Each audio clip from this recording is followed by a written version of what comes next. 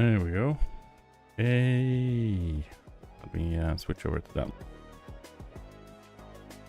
temporarily while we get things in order and launched.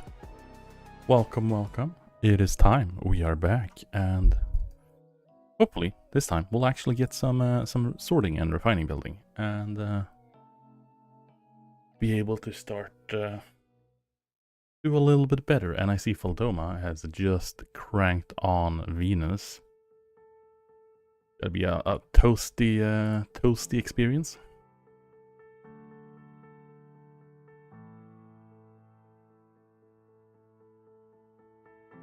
But yeah, welcome. A little Sunday stream going on here, and no, we don't want the game crashing. We want the game to play nice. There we go.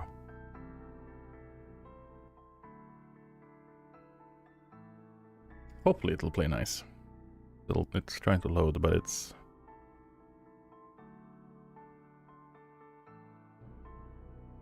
There we go.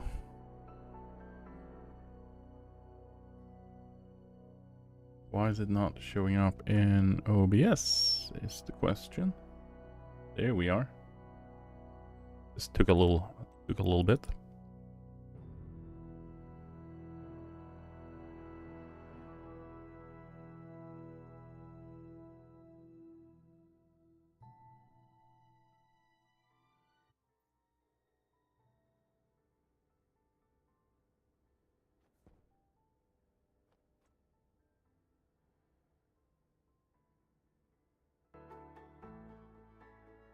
There we go.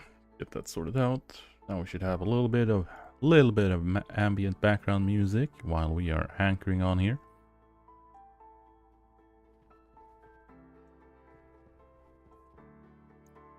Let's get our suit equipped and let's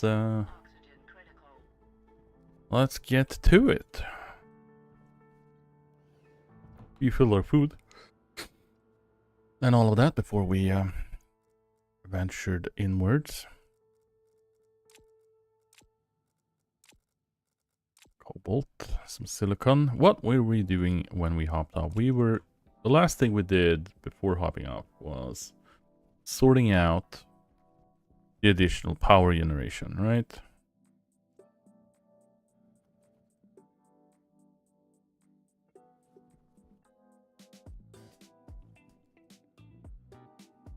Okay, so why are you guys not running? We got pressure in the room.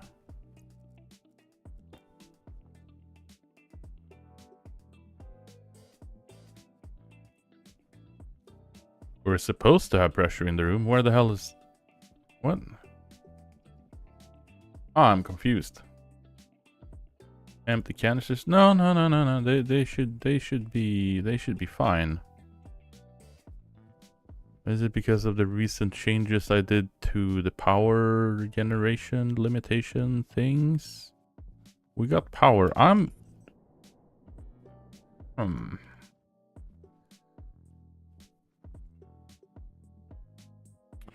wonder. Okay, so because they're on, right?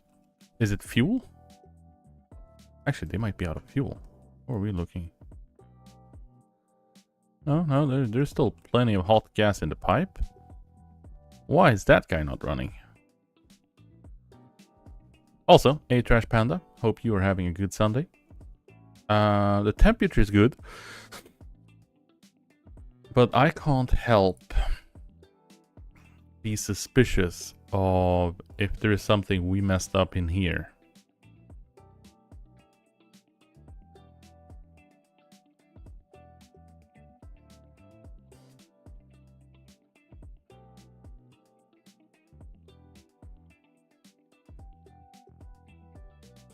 Because we're reading the sensor, they are on.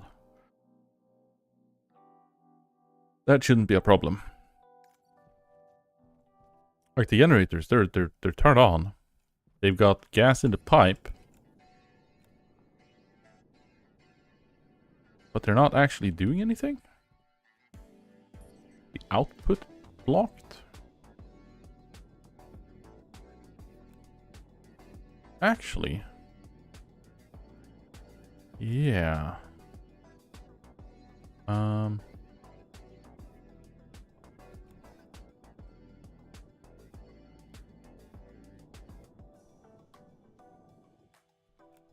Is it because that guy's got a bad output pipe thing going on? That might be the case.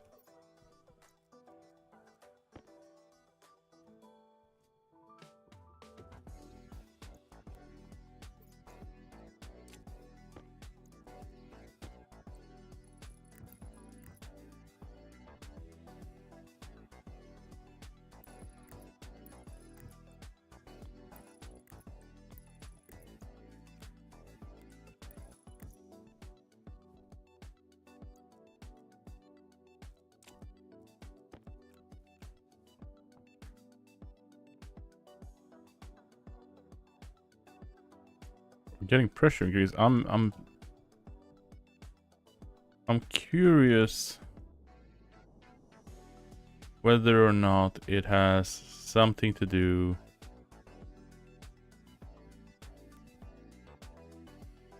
Where's all of this pressure coming from?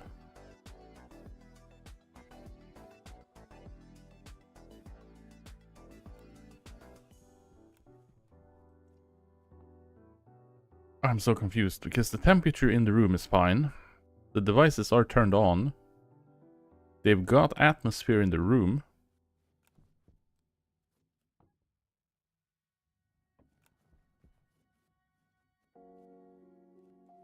I don't know. It'll be a problem.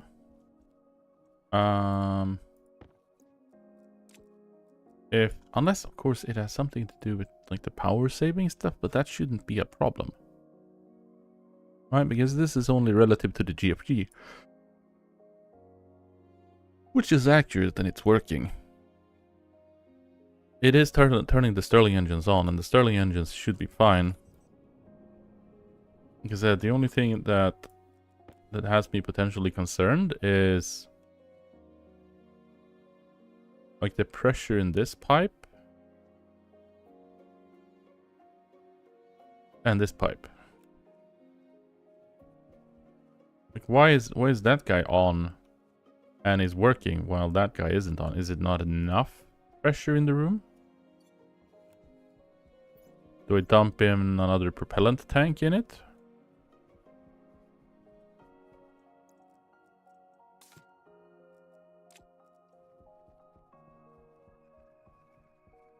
I mean, if stuff blows up, it blows up.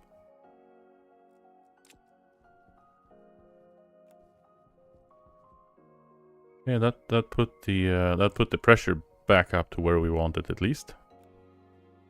So we are affirmative that there is not an issue with the atmosphere in the room.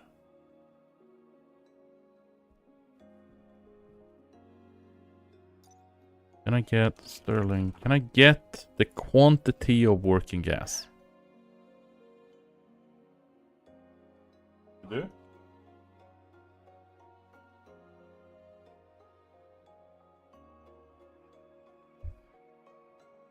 And get the camera back on as well. There we go.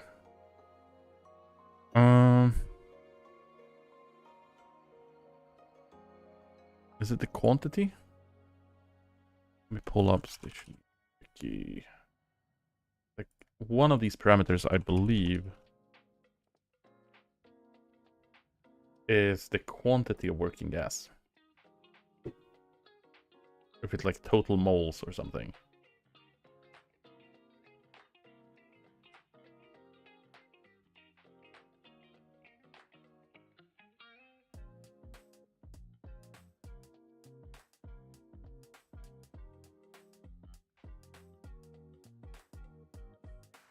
Atmosphere, required power.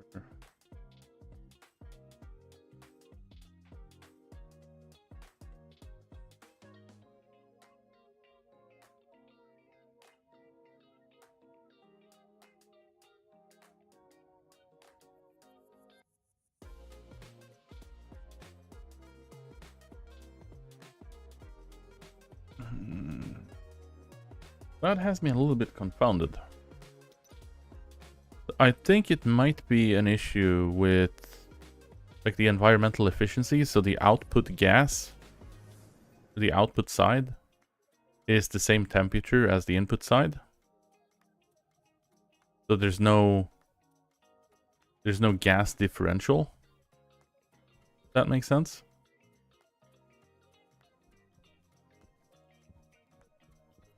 But that shouldn't be an issue because it should always just do its thing.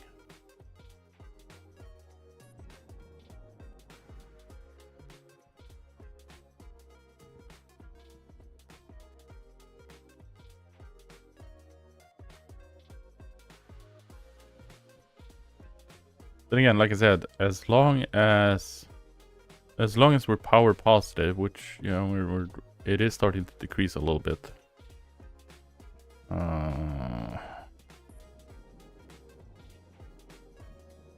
So what's wrong? What the hell is wrong with these guys now then?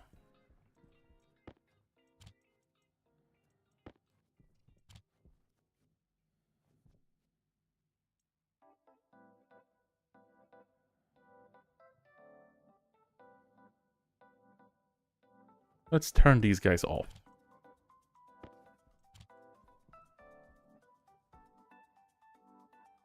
It does seem like the working gas is completely empty. Which should not be possible. I swear to God, this magical disappearance of the working gas is infuriating. Like, that tank should not be empty. It shouldn't be possible to be empty.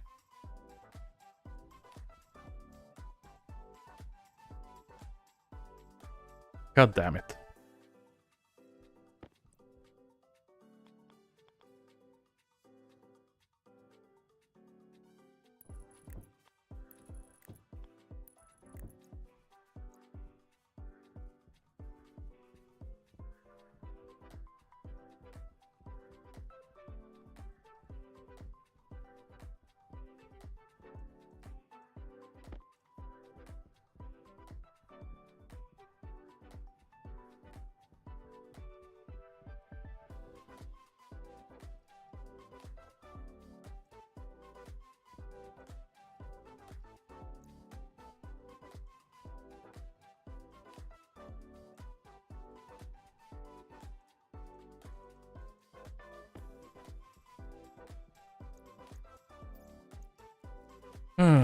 So,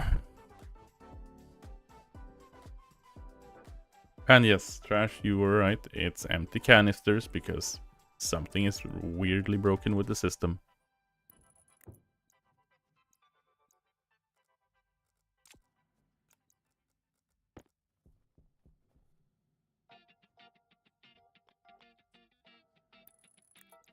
Well, so the way it works is whenever the device is on, the working gas is inside the machine. And then when it turns off, the gas returns into the tank.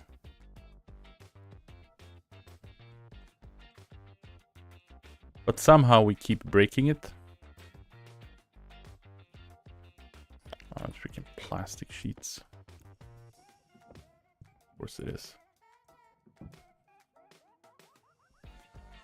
Of course it's iron sheets to the manual hatch because it's tier 1 door.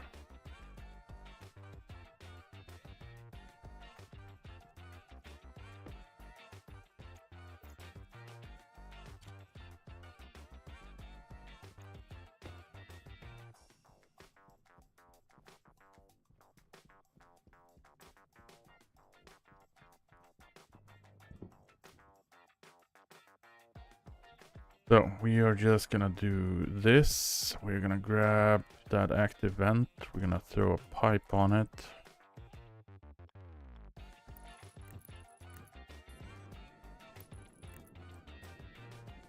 And we're just gonna return the gas into the room using this coal. That way we don't have to worry about how the hell things are looking overall.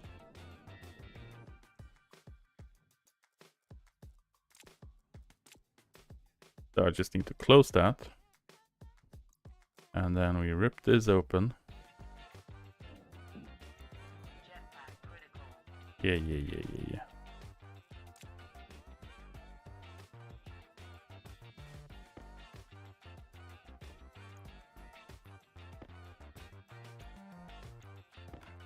We put the glass back. Can we not put the glass back? Thank you. Got to actually plug in the cable. Why don't you have power now? Oh yeah, because the power is coming from the generation. I'm an idiot. Oh well.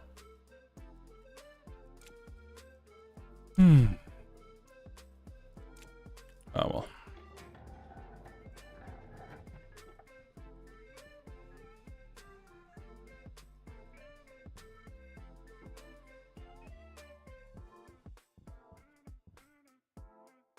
We're gonna need to do some volatile mining. I was hoping that, you know, we'll just start up and we can just roll in and start building building the things we want to be building. Yeah, the volatiles are basically out. We are out of volatiles.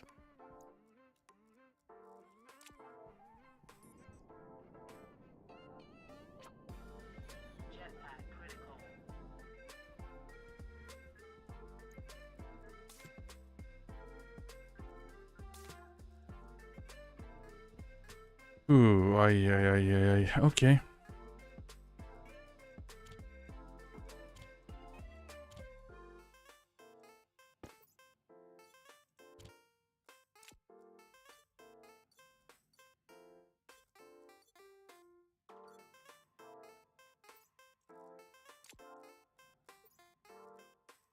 So, as per the usual standard, let's start with some mining, I suppose. Not what I wanted to do, but, you know, we are where we are because of decisions we've taken.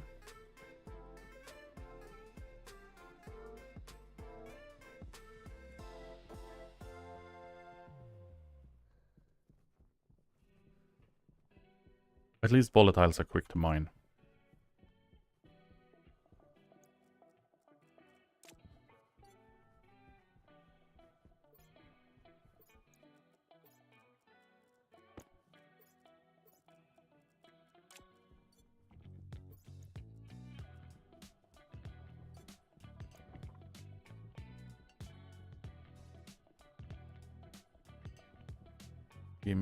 Gimme the red stuff. Gimme the red stuff. Let's just walk in. See some over there, and I see some over there. That's infuriating. Why the hell does it keep freaking losing the working gas? That's annoying. I mean, it's a type of bug, but I don't know why, how, when.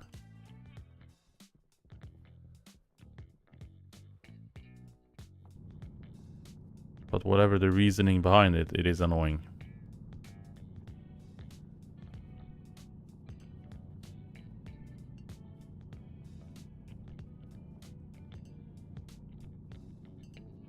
Especially when I don't have an airlock to the room that they're in, because, well, I don't want to have the whole damn thing be boasted to that degree, but I'm starting to lean into that notion of just have it in one big room and then have central cooling.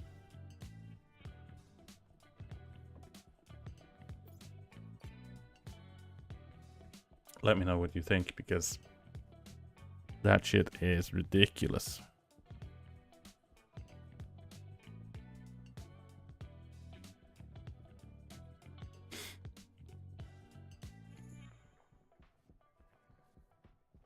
Gimme some volatiles. Gimme some volatiles.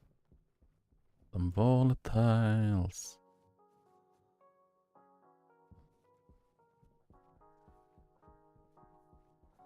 Volatiles, please. Pretty please. Can we have some volatiles? Can we have some volatiles? We got some down there, but that's a long way for very little volatiles.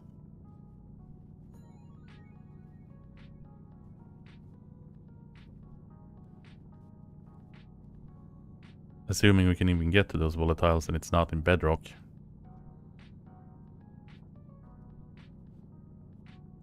It's in bedrock. We can't get them.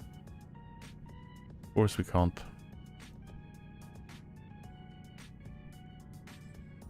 We're not gonna be able to get these either, are we?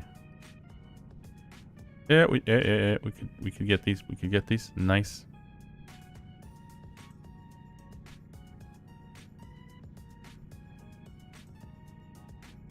At least that was some.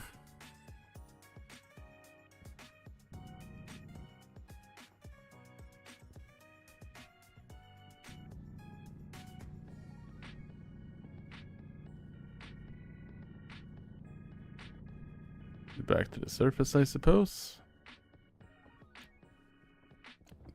Keep running away. But yeah, I hope everyone has had a good week.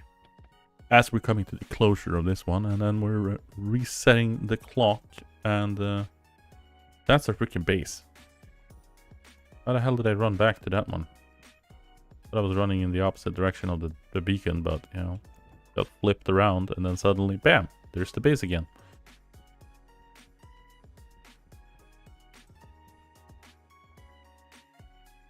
Wee.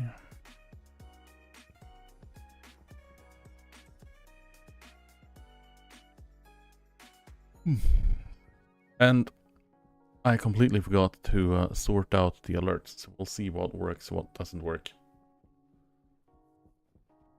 Hey, look at that. That is a fat, nice, juicy layer of volatiles down there. Gas, gas, gas. Gotta delete all the gas. I don't know about deleting it, but you know, I'll take some.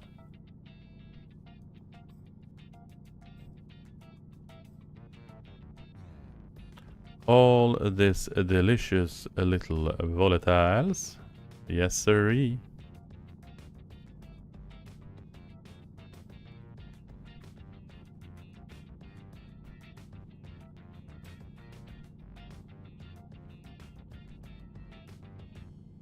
I mean, if it's mixed up with the oxygen, we might as well just pick the oxygen as well.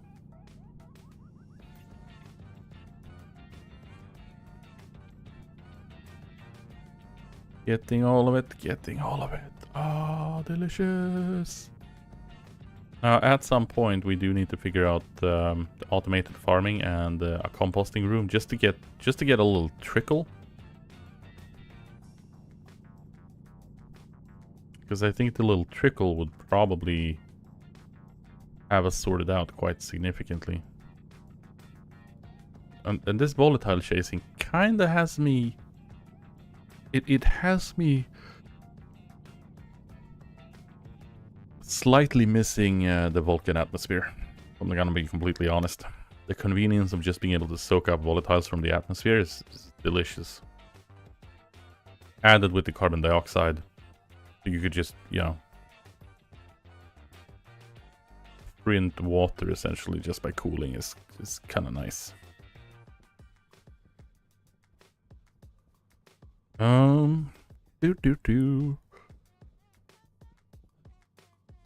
It's a little bit of a weird day today. Kind of got myself distracted with some Hell Let Loose earlier, and I completely forgot everything I was supposed to do today. That is a bunch of copper. That is some nice big juicy deposits because we haven't been this far in this direction. But I just want another volatile. Just another good chunky volatile one. We've gotten turned around again.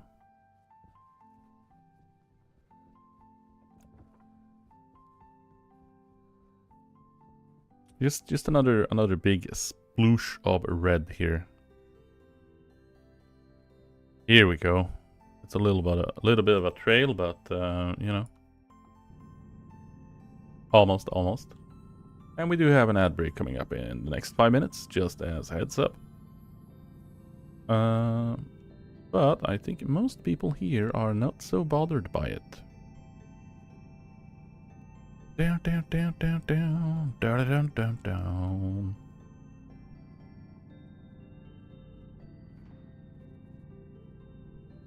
Ugh. Holy smokes.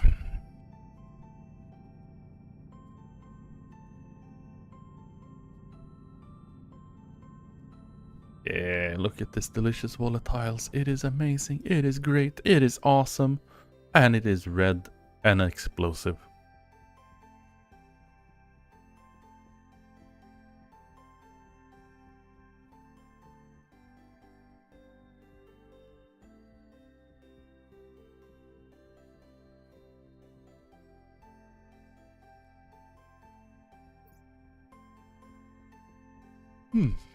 Well, we almost got a whole bag. Maybe we just return to the base.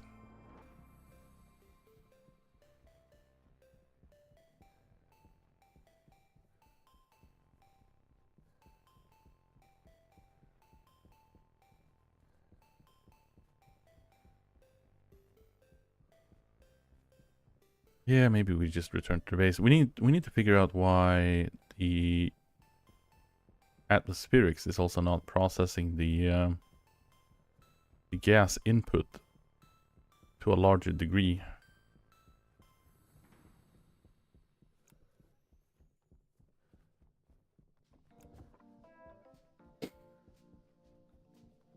Because even if the output pipe from the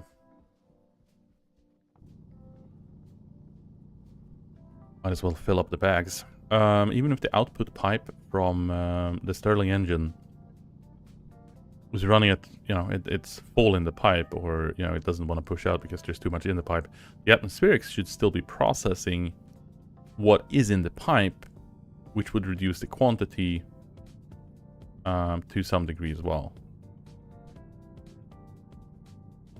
And I don't know why that's not the case. Yeah.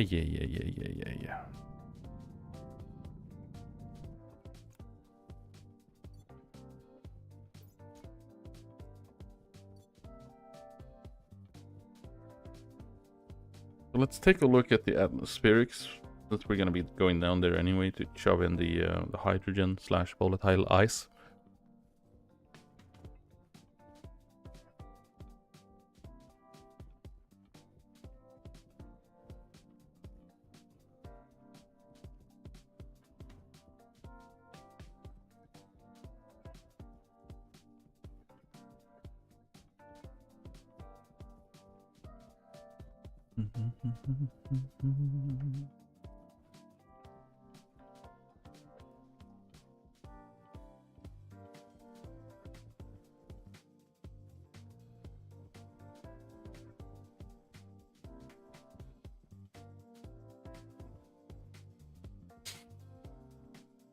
Okay, so let's grab that one.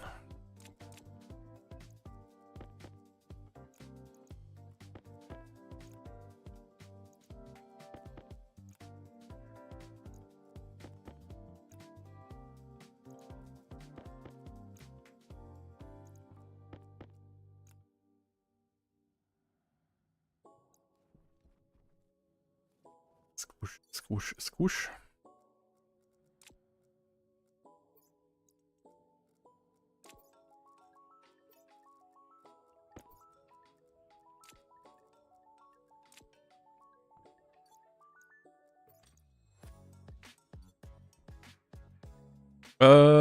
That's a little bit spicy waste pipe.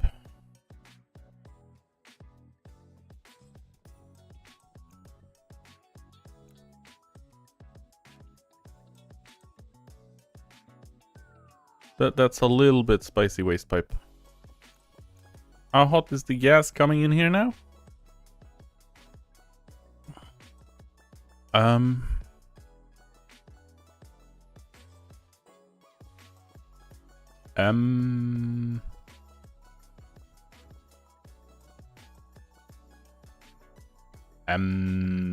Well, that's a little bit that's a little bit spicy. I mean, at least the tanks are at such a high pressure that the tiny volumes of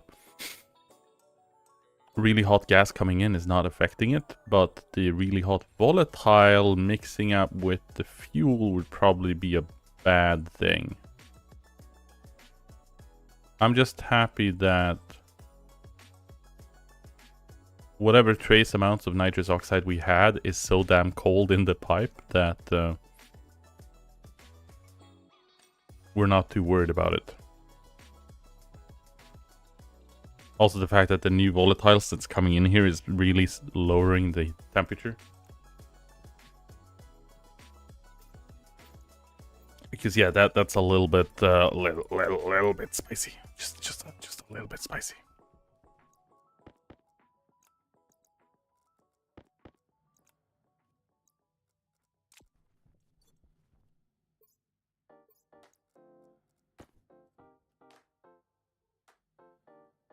Yeah, because that'll decrease that temperature quite significantly. And we didn't get any blossom heat up here. What is going on here? That's going fine, and that's going fine.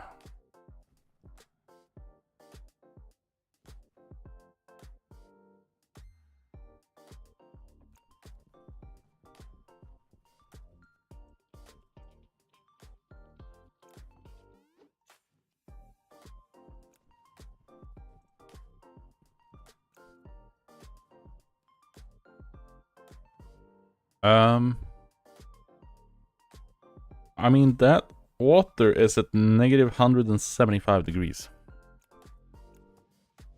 It's saying it's freezing, but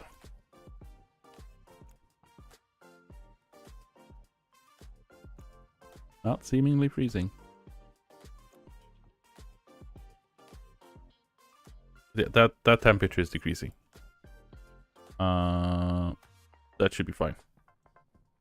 That should be fine. It should be good. That's all fine. That's all fine. You know what? Let's just slap in that filter in the water so we don't have to see that blinking. Bam, bam. Replace that out. What are we looking here? 79, 10%, 73. Yeah. Nitrous oxide filters are going to be needing to be replaced here shortly.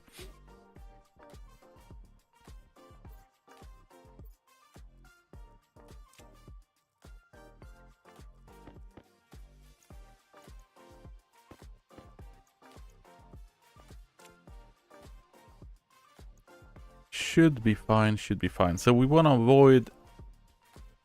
We generally want to avoid anything going over like 500 degrees into that pipe, which we have adjusted for. Ooh. See? That's our gas fuel generator right there.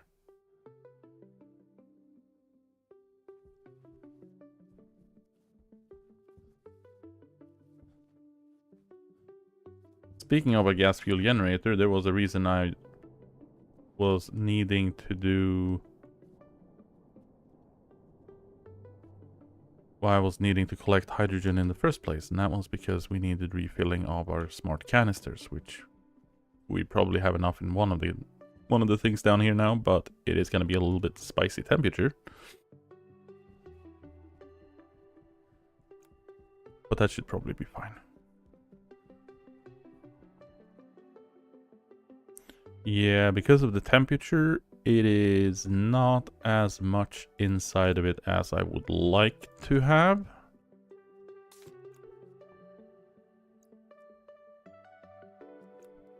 We're just gonna put that bottle here, and then we can radiate some heat.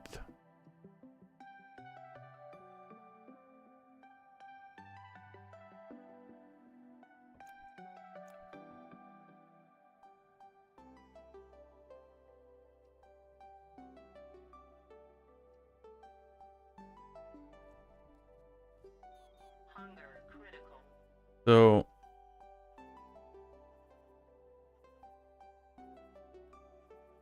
squeezed it up to 4 MPa.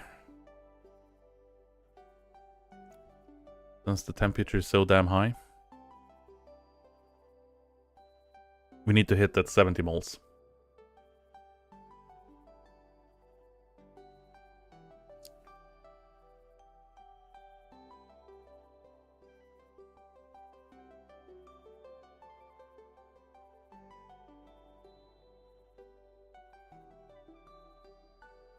Now, once again, I'll say it.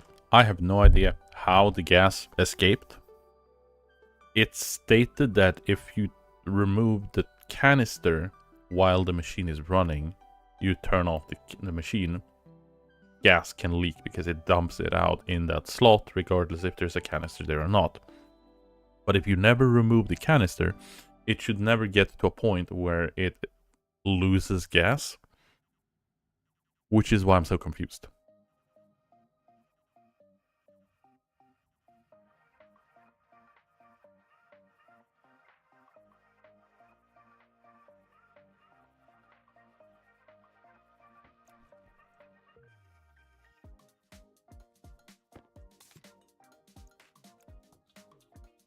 It's 75 moles.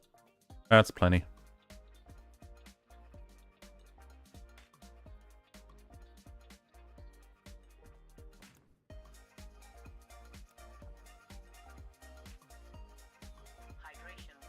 Yeah. You can be hydration critical. I want to get these refilled so I can get the damn power plant back in order.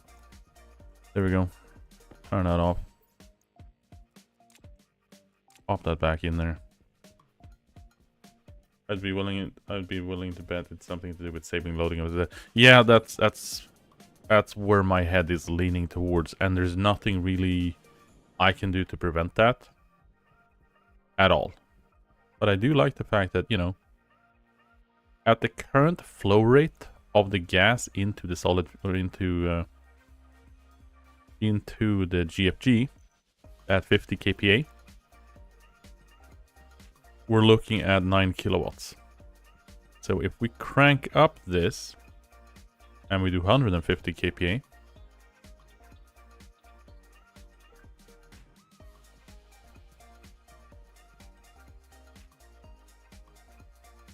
we get 18 kilowatts.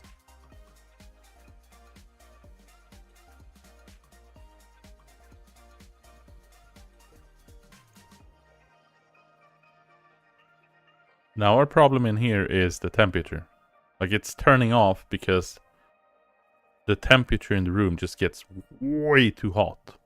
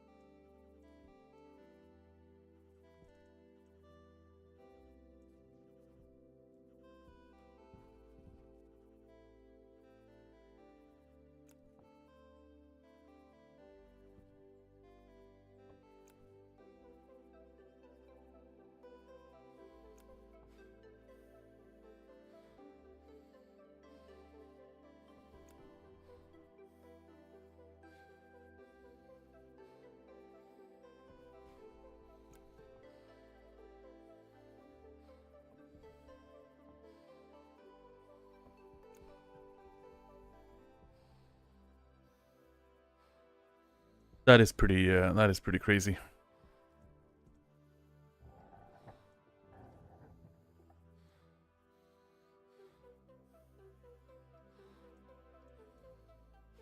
Why is this thing not running?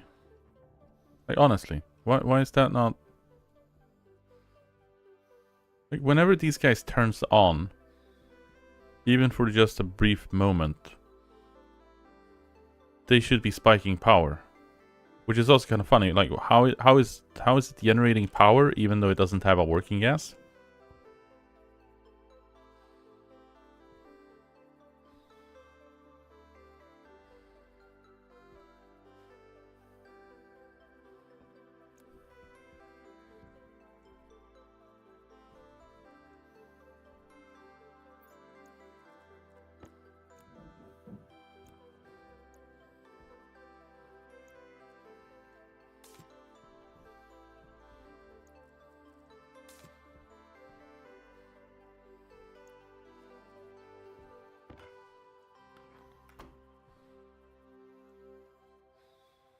And this thing just doesn't work.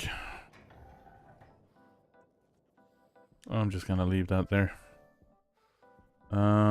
Right. So, code. Let's switch these back into R1 and R1. Pop that in there. Export.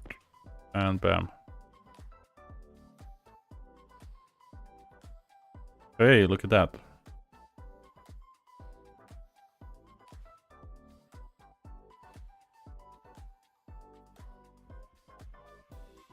Okay, so let's get some refreshments while that is looking to stabilize.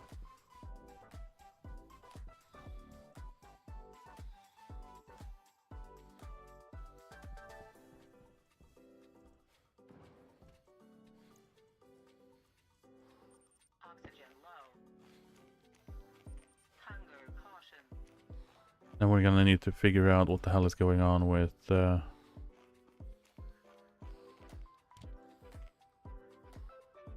what's going on with the lights in here.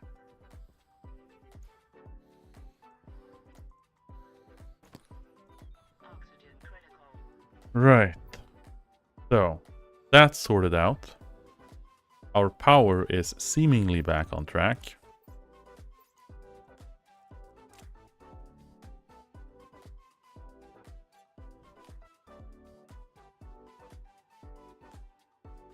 CO2 obviously declining. Oxygen increasing. Hydrogen declining, obviously. Nitrogen is slowly but surely creeping upwards.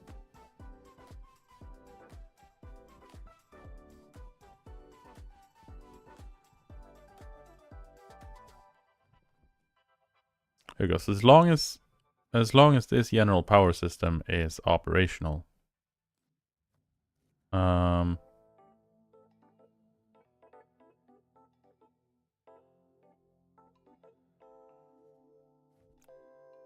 We shouldn't see the GFG running. If the GFG is running, we're toast. But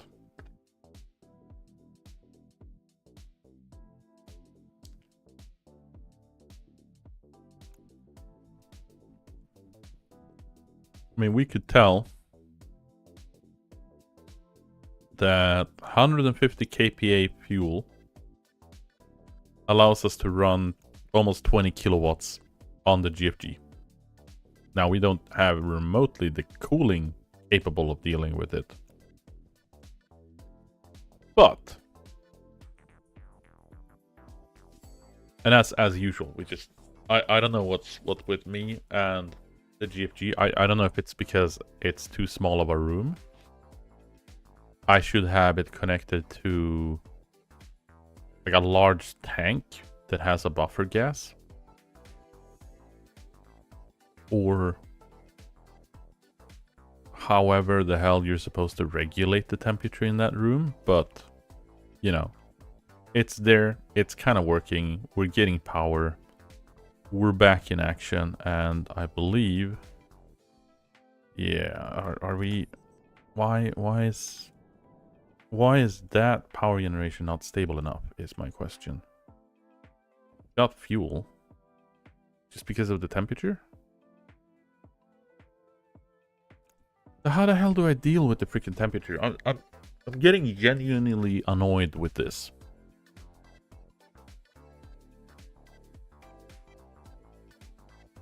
Do I just do another counterflow and set them up in parallel?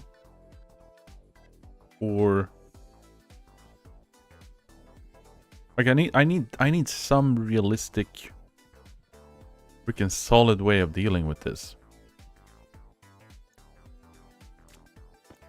Change out the gas inside the rooms from carbon dioxide to nitrogen, maybe? Like...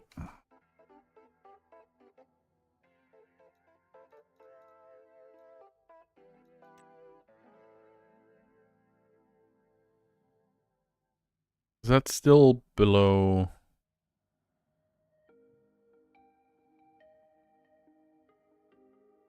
Yeah, because that's just... I mean, if I set the cooling temperature on this guy, right, to be higher.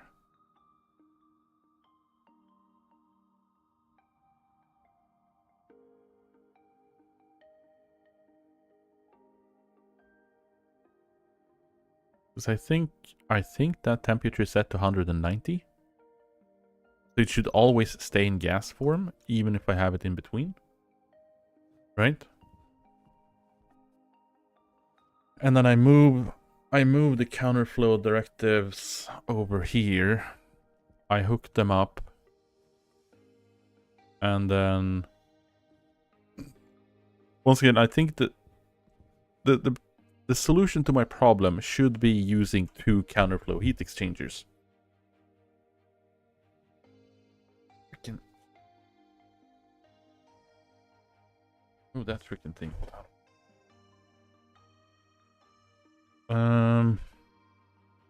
But I don't know what the practical... how I would practically go about it, because clearly I need more... I need a better dedicated cooling. I need to be able to cool that gas in a substantial quantity that makes sense. And for some reason, I just cannot do that. I don't know why it's a constant problem with me running this.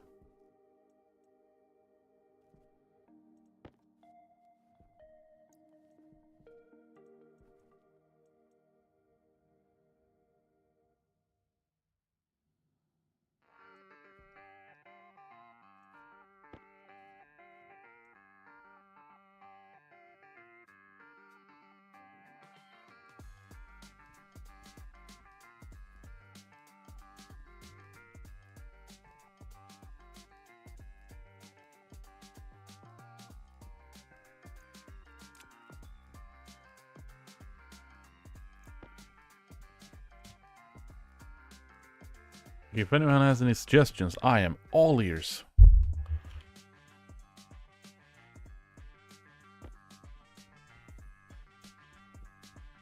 Because I'm feeling kind of silly if I need 2 full effect counterflow heat exchangers just to run 2 Stirling engines properly.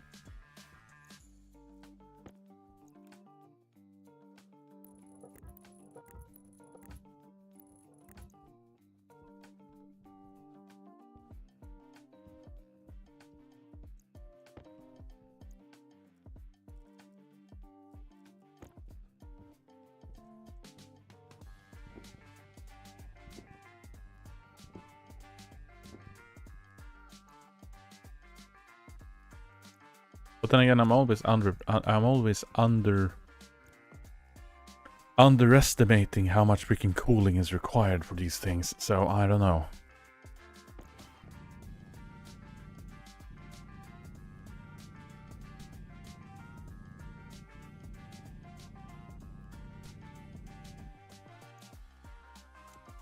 Okay, so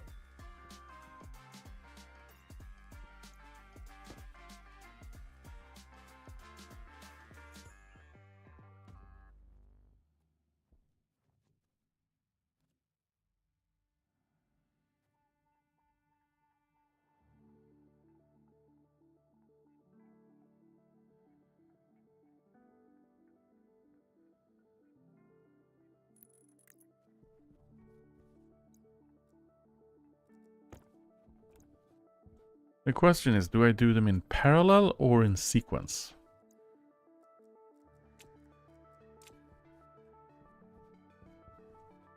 Because my initial guess is they just can't handle the full scope of it. So the volume that is being cooled down is not being cooled down enough in sequence to do it. Right? If we run the coolant in through the input, right? And then we do it through the output, circle back, do it. And then that should be fine. Now, the problem, as mentioned, stems from the fact that we're using carbon dioxide inside, which is, you know, not really safe for the temperature range that we want to be using it. Like, it's got pretty freaking great specific heat,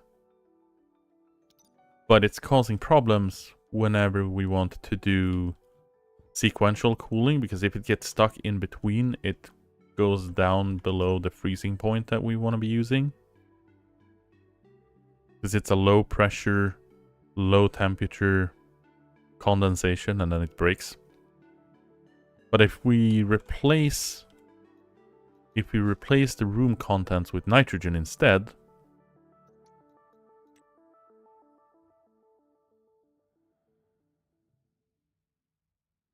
we can get that temperature way down. Right? It's gonna stay as a gas down to 109 or 188 or something.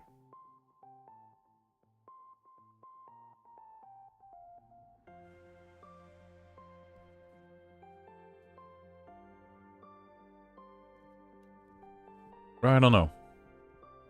Right now, I just know that we're hemorrhaging power, and we can't handle the cooling.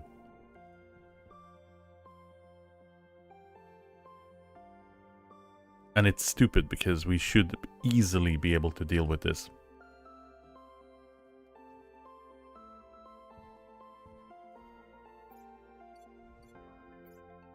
Now, is it an issue of me not pushing enough coolant into the pipe?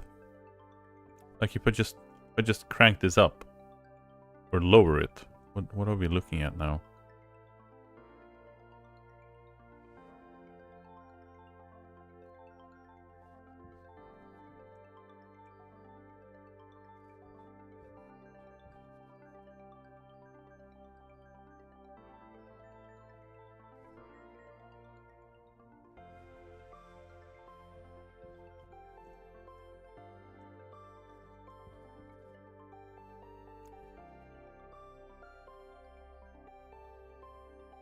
Like, is it just a matter of I needing to crank this up?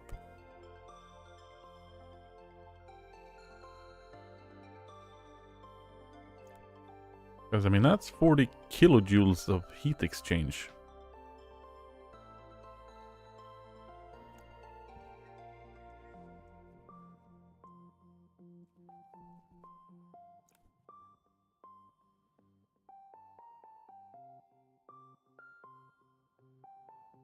Just me being sparsely applying the coolant.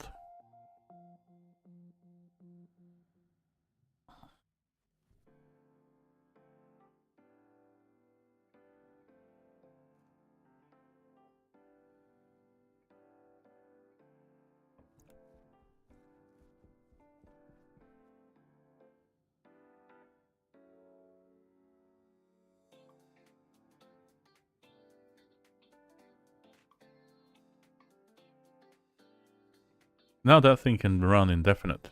It's not stopping.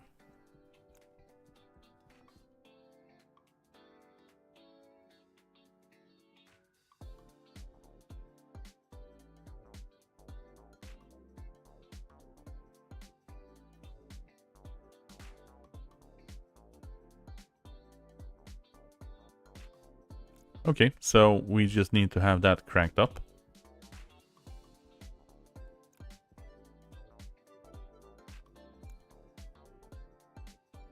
Are we good? These guys should be damn well enough.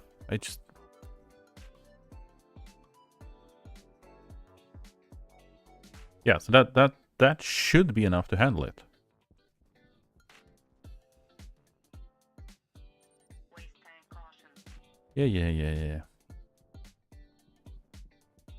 Okay, so you know what? We're just gonna leave that as is and then see if it explodes.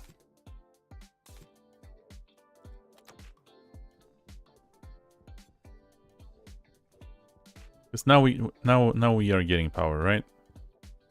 Yeah, we're getting power.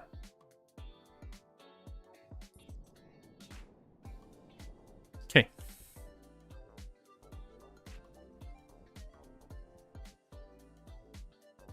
And then for this guy, we just need to do the same thing.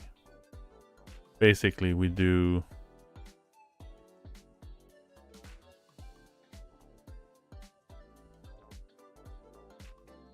We just do that. We just crank it up. Right? That stays the same. That gets higher.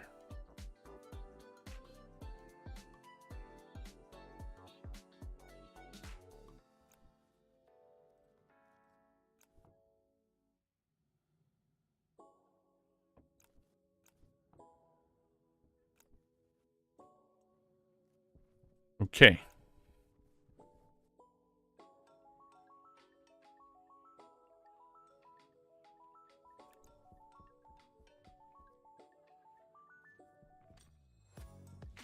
We'll see. I mean, hopefully that works.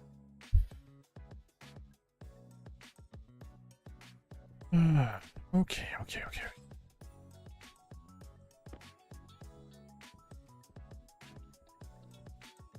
So what was our original task here, now that we have unclogged our power generation for the time being?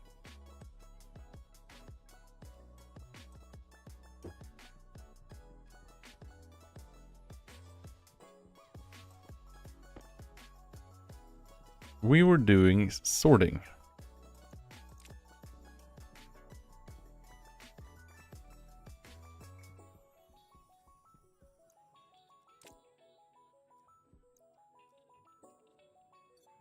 Is there anything else? Steel. That's fine, that's fine. That's fine. Grab the doors. That's some cables. Okay, so now that we got power back, and we're gaining power, right? Yeah, that's a solid thing. So we are definitely gaining power. We can get back to what we were doing initially, which is returning back down here.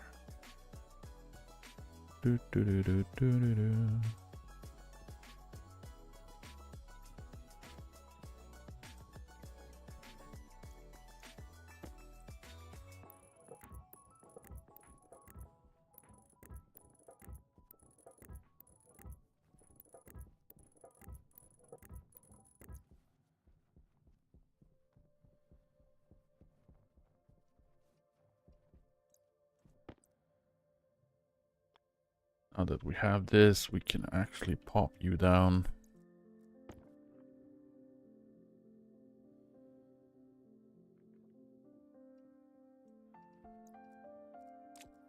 And do that, and we can actually have some power down here, which is nice.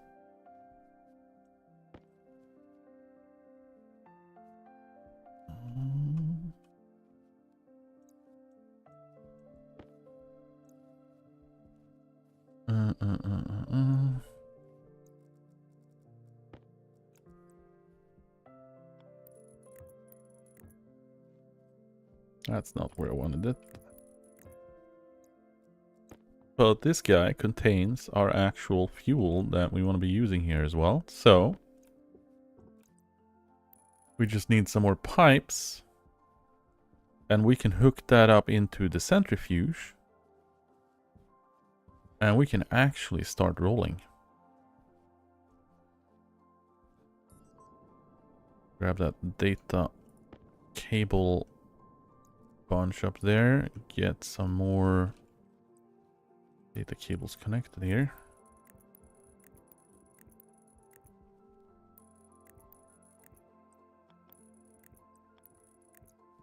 There we go. That is that data connected. Now we just need to figure out how we wanted to connect this thing. And I wonder if we just want to do an ugly little duckling connection here.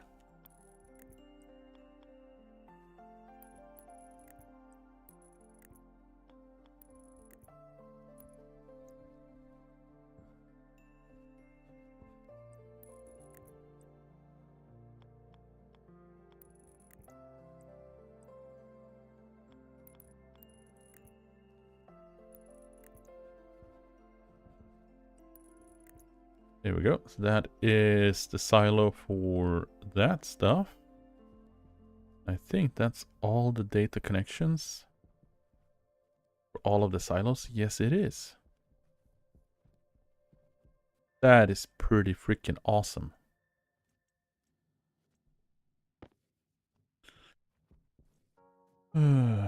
Okay.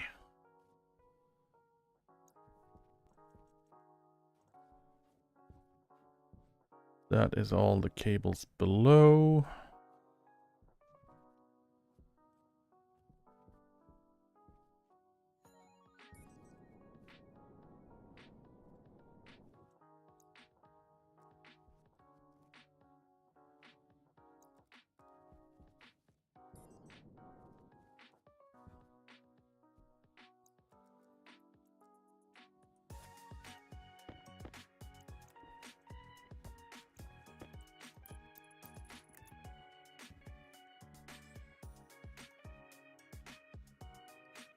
Okay. So let's do a power run here. Because these guys are gonna need power.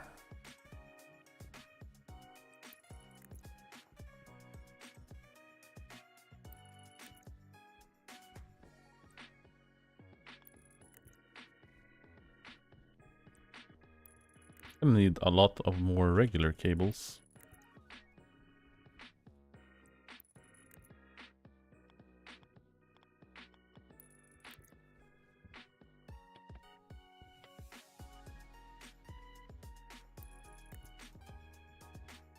I need to get more regular cables. This is not gonna work. I need what, another like 100 cables? On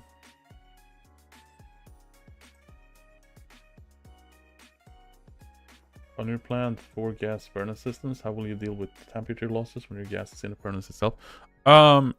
It's not really gonna have any temperature losses. Well, okay, so you are correct in that if I have it switch in between the temperature, it will have some loss to it. And I haven't really thought it out. I mean, the cheekiest way would be to just use a heater.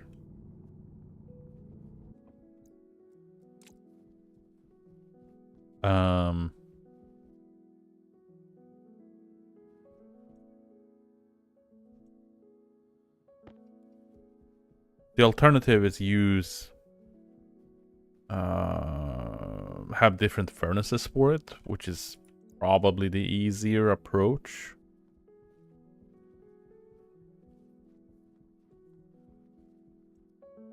But I was thinking of having it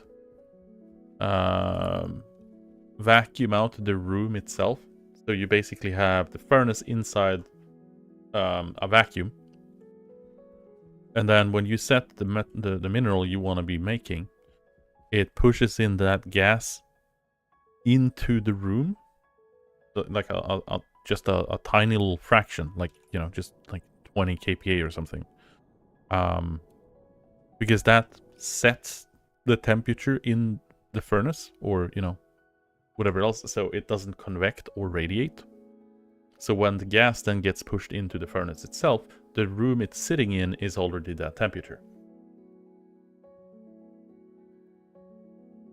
So it doesn't, you know, yeah.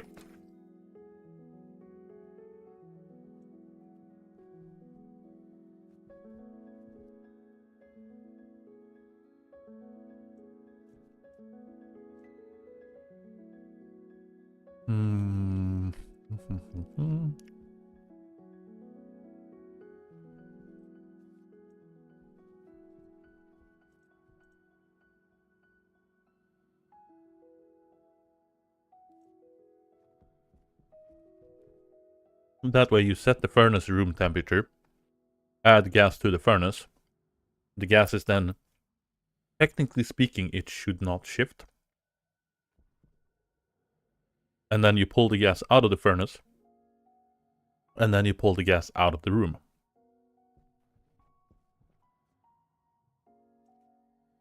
It's gonna be the order, the sequencing of it is gonna be tricky. To get it right, to get everything right programmatically.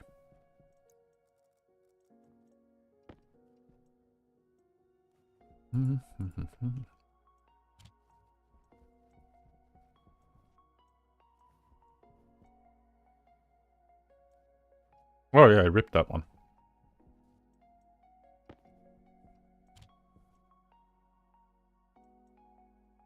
Let's just do this and do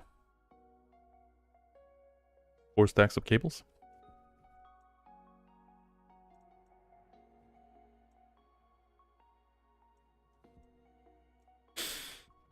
We need regular cable, we need regular cable, we need plenty of regular cables. Hey, look at that, 1% pollutant. Woo!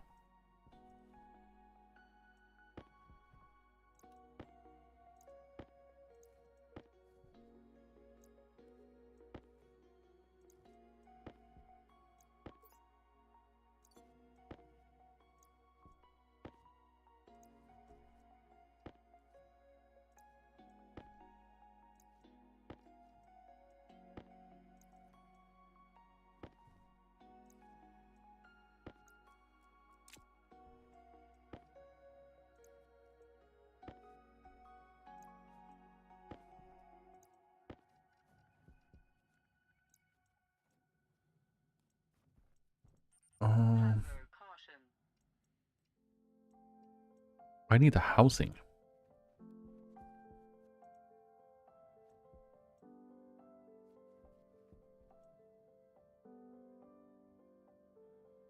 Steel and solder.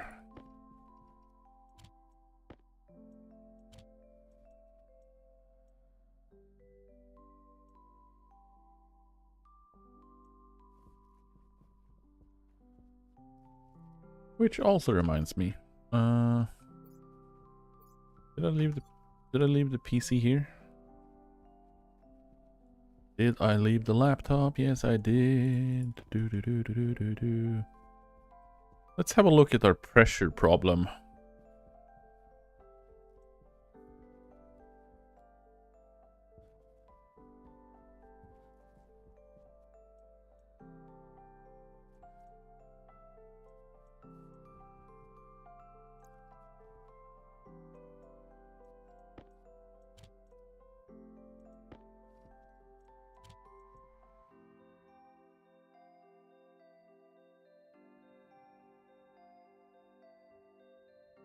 That's not this one.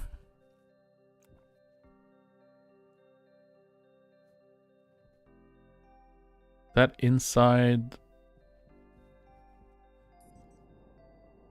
Is that the circuit that's inside here? It's that circuit, right? Yeah. Feels like it should be that circuit.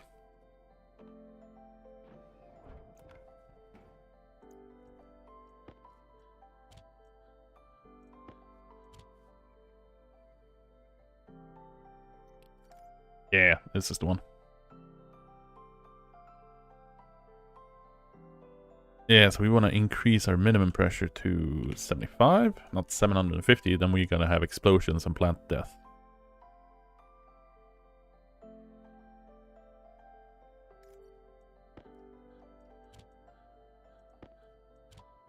There you go. That should push up the pressure up to the set rate, the set range.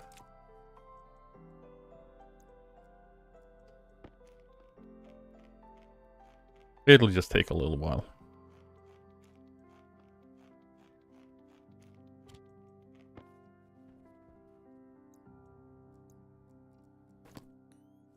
Oxygen critical.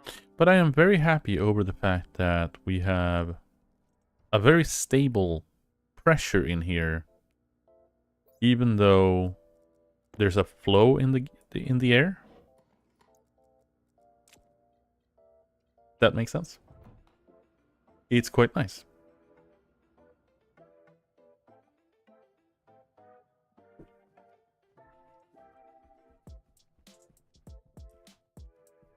And I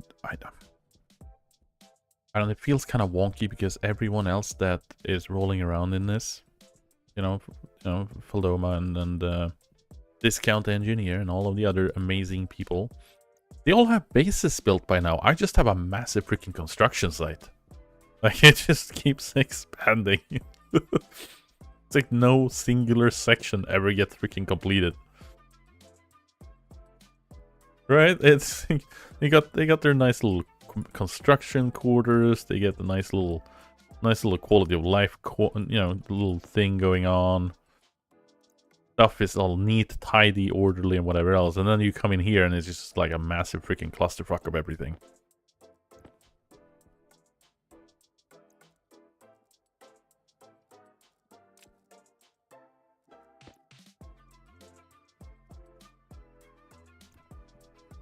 We'll just drop this down there.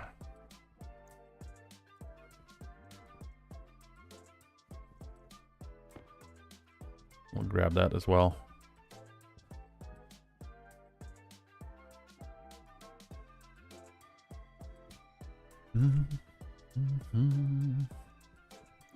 Whee!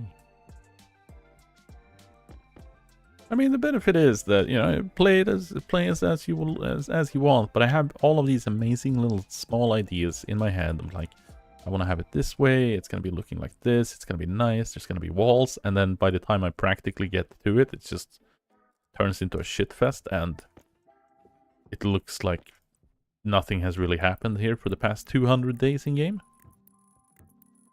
Like, we're on day 224. I still haven't built freaking walls on our assembly.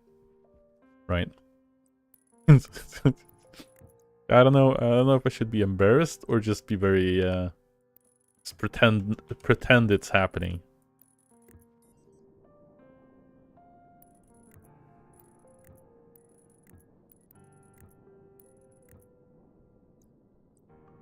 I'm gonna put that there. But we are moving forward, right? Because we got this nitrous oxide fuel that we're finally pushing into the centrifuges. And once we have this hooked up to the centrifuges, we can leisurely go about doing space mining without too much of a concern. And as with nitrous oxide, we do have that the deposit in orbit over Titan that has nitrous ice in it. And if we can mine that shit out, that's gonna cover our nitrous oxide supply for a long time. We just need to find a space deposit with volatiles in it. Because, back on the whole, we should be able to sustainably make volatiles with composting. But we haven't gotten there yet. We're only on day 224, right? Let's do stackers, do cable, let's do cable, and let's get all of the power hooked up to these silos. And let's get these logic sorters in order.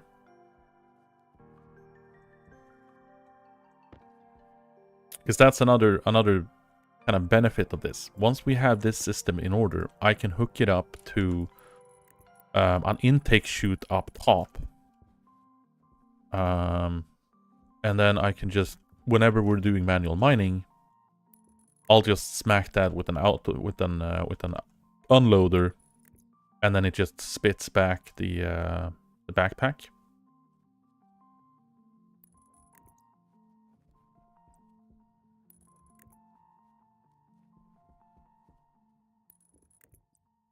Which brings us into our quality of life thing. And then we are going to be looking at a vending machine, some stackers, and getting some order inside the production machinery. I also want to set up an automatic production, so in case we don't have heavy wires or heavy cables or regular cables inside the vending machine, it makes a stack and deposits it into it.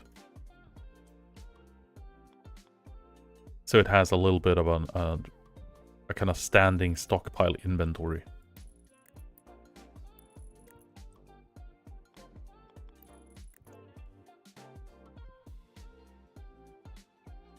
What item can pull stuff out of the belt? The unloader. It's a variation of the stacker. It takes an item, a container, and it empties it out, and then it grabs the container and passes it on as well. So you need to have a sorter to filter out the container. But you essentially just grab the mining backpack, throw it into it, and it just unloads out of the container.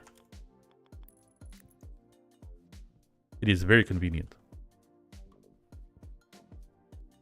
Okay. So I believe that's all the power hooked up to these guys.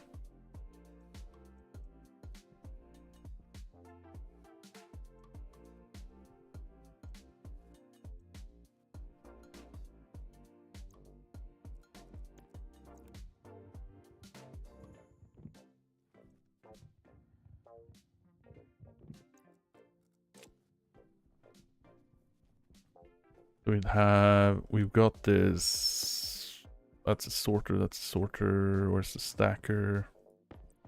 You got the regular stacker, right?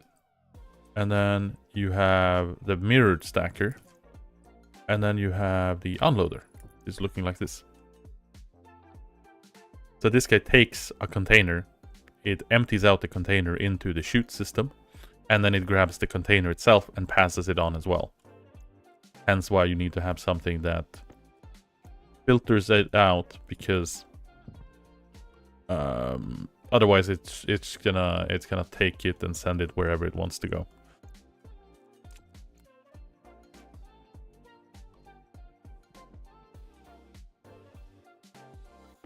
So we've got our stacker here. Now I wonder. Let's get our. Actually, since we have the power there, how is the sorters? If we get the stacker, like that.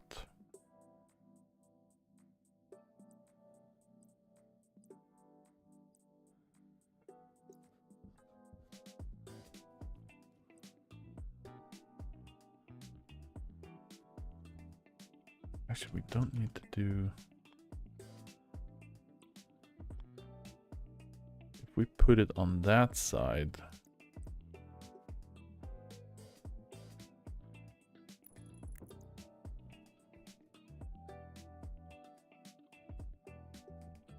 That could work.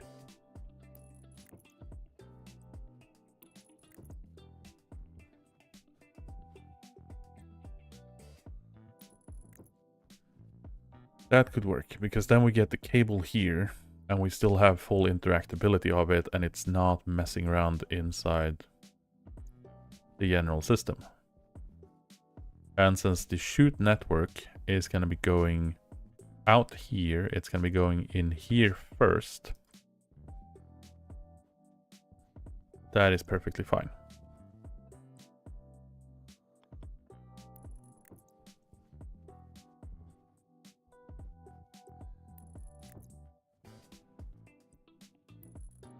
God damn it. And I see no one stopped me. No one stopped me. God damn it. Oh wait, yeah, it's stackers. There's nothing to stop. I was thinking the sorters. We are 2 steps ahead of myself in my brain.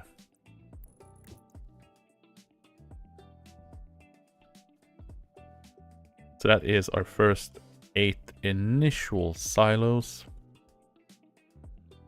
which is going to be fine.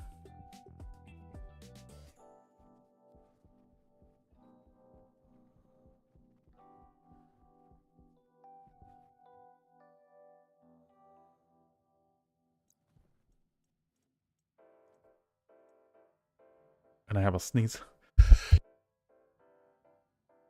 Oh, god damn it. We can attack sneeze. Right, so now that those are in place, we can grab the sorters.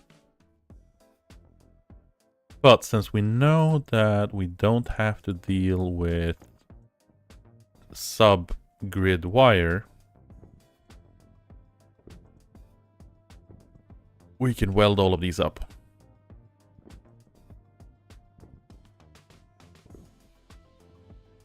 Now that we have all the wiring in place.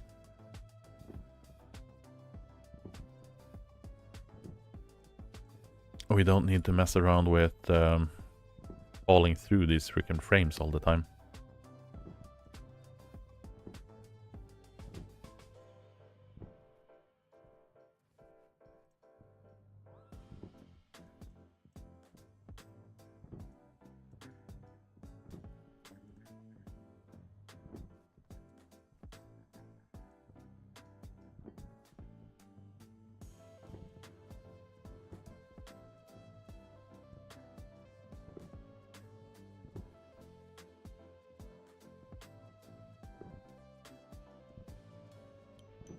I mean, we're gonna rip this out later and extend it since we're gonna have more silos further down here, but for now this is gonna be a good start to get things rolling. There we go. That is all of our frames loaded up, so we don't need to worry about that. Nice. Okay, so stacker, sorter,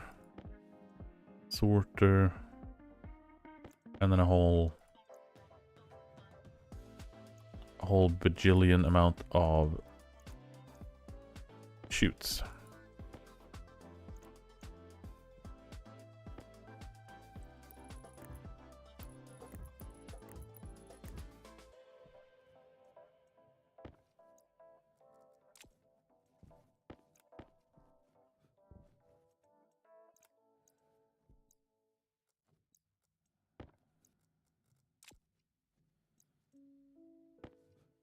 There we go. So, sorters. Sorters we know is filtering out on the right side. Now, I would like the sorter to have the freaking capacity to do a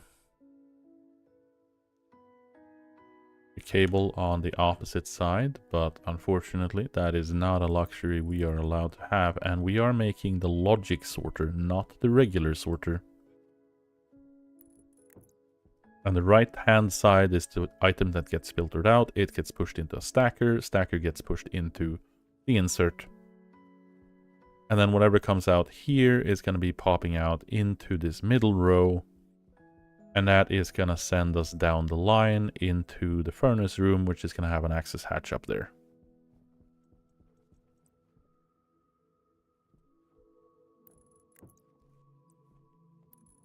And why are we making the logic sorters, you may ask? Well, we are going to be using the internal stack memory of these guys.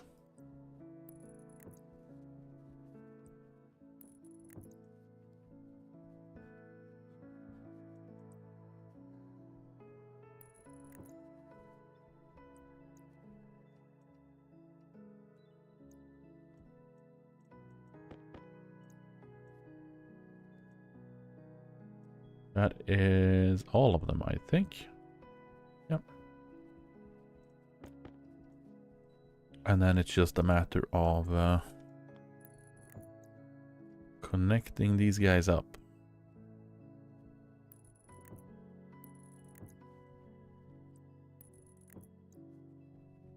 Guess we'll do the straight ones first. It's gonna be a little bit running back and forth here, just so we can do it kind of in sequence.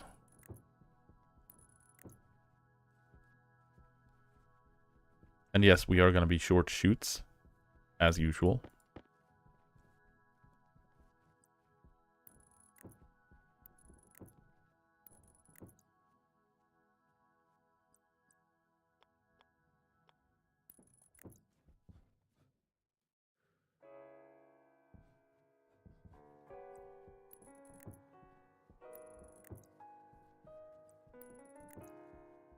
Do.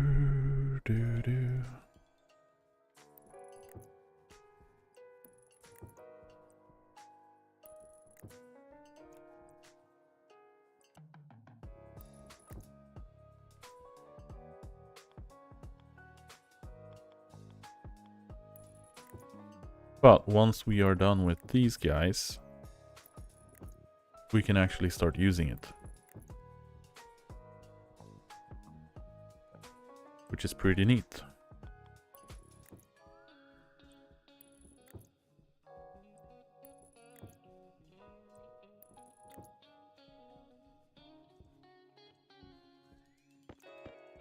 I know I said we'd not fall down into random holes here, but we are. But, you know, it's part of the process.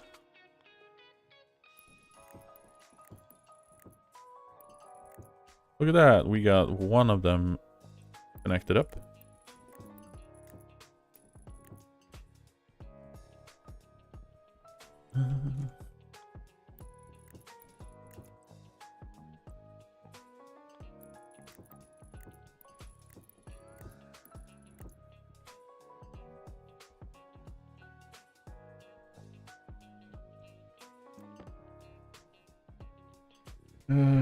Okay, do we go upwards or downwards with this thing? Are we just gonna go...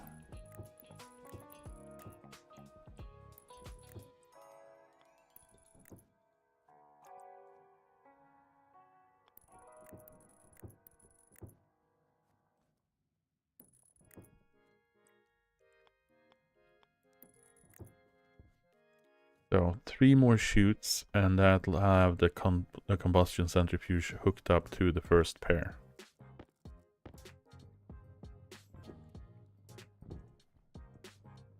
And yes, we are welding these boys up because I don't want to be falling through these guys anymore.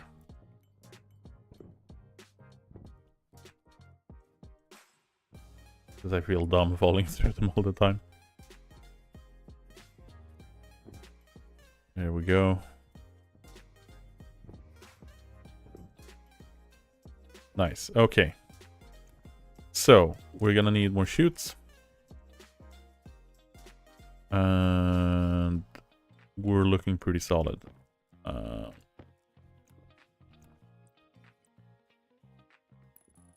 What we are gonna do...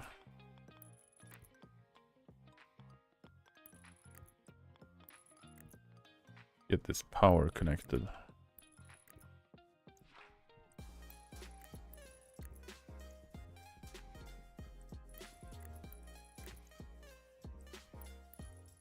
Now this is also kind of important because we are gonna be sending some data over the power connection. But it's not gonna be...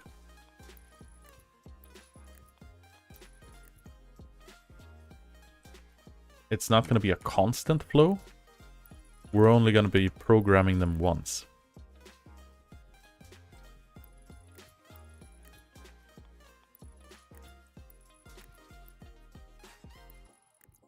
Which is also why we're using the logic sorters, because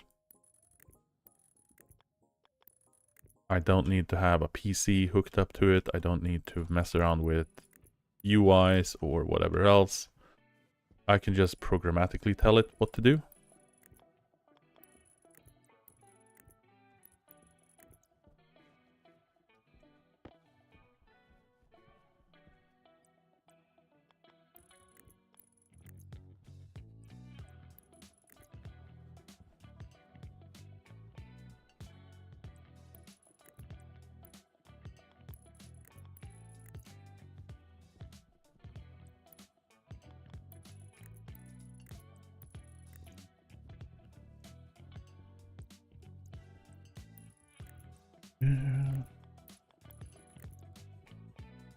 Need more cable, but we have more cable upstairs.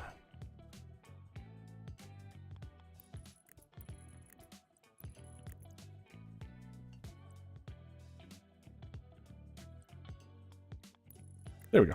So, fetch more cables. And then we're gonna hook up the code to do all the things.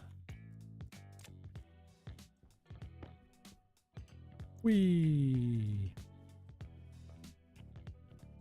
What else do we have? Combustion centrifuge. You can be here.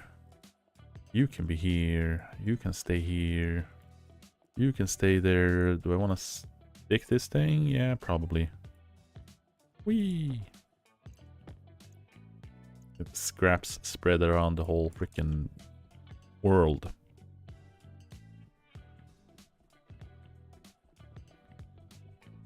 Hey, look at that. We had another couple of wires here. Anything else? No. Do, do, do, do, do.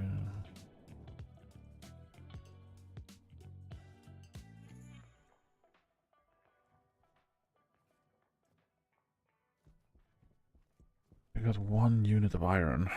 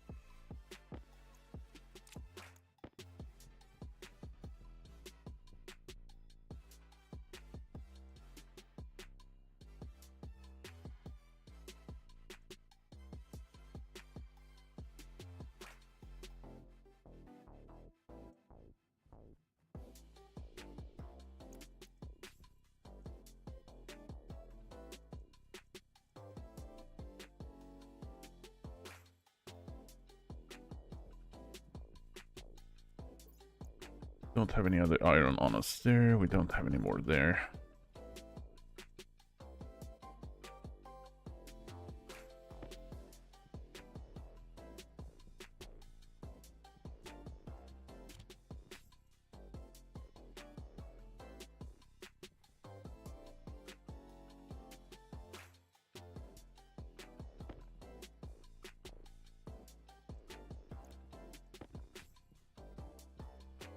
Got some more cables, and then we're gonna just continue downward, onward.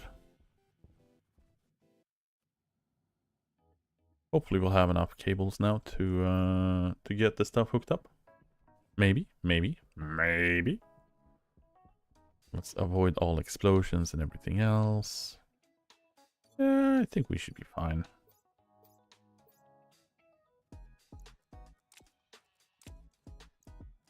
And the housing, icy ship.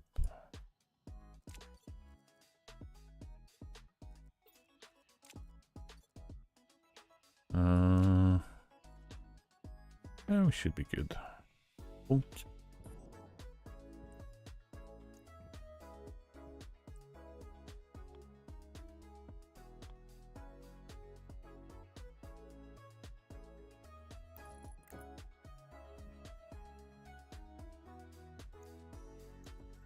What do you need to be completed? Steel sheets. Welding torch. Oh yeah, I was gonna switch out the battery on that one. And then it's screwdriver and cable coil, right? Yeah, bam, there we go.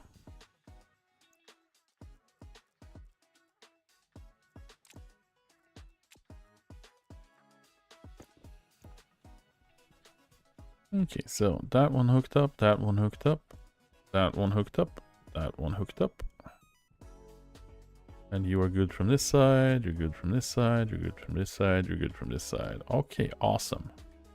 That one is good from this side, that one is good for this side, that one is good, that one is good. And then we're just gonna hook that up on this end.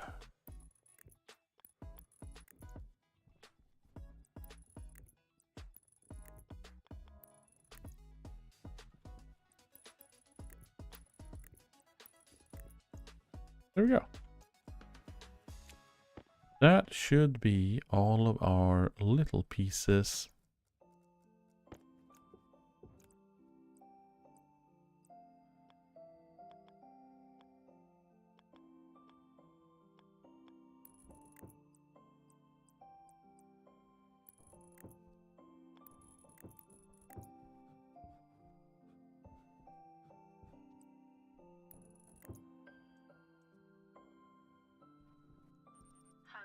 There we go. That is them boys hooked up. And then that is gonna lead back there. And then that is gonna send them back into... Once they're passed through here, right? It's gonna go through... this sorting station. And this sorting station is basically gonna take...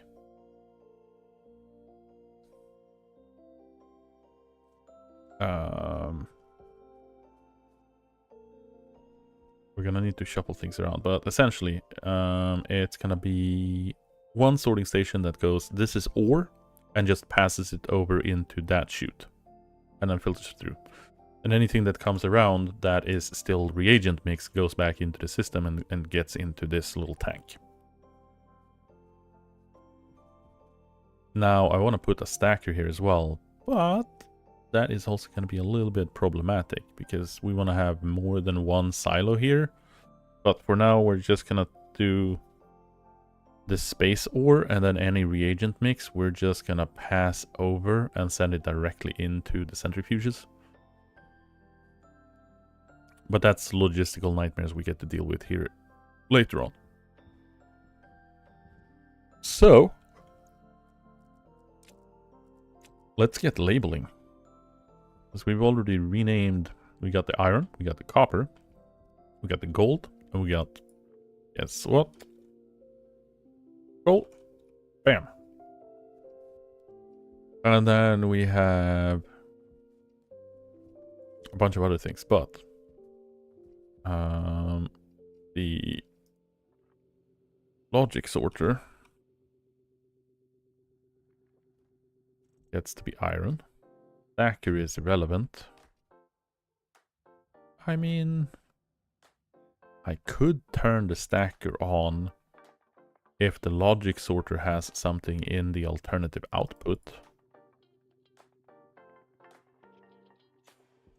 Would work.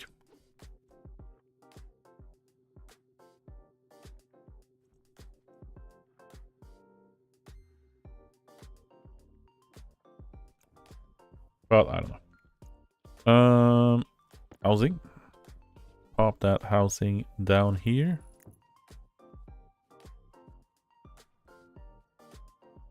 Could put it over there, but you know, doesn't really matter where we put it, as long as it is connected to power and it is connected to the orange data network.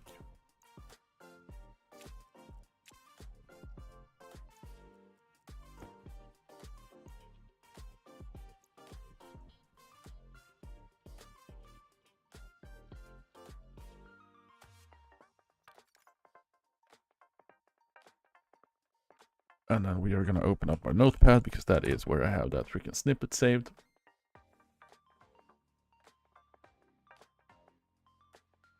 So, if you want a rundown on this, right? So, we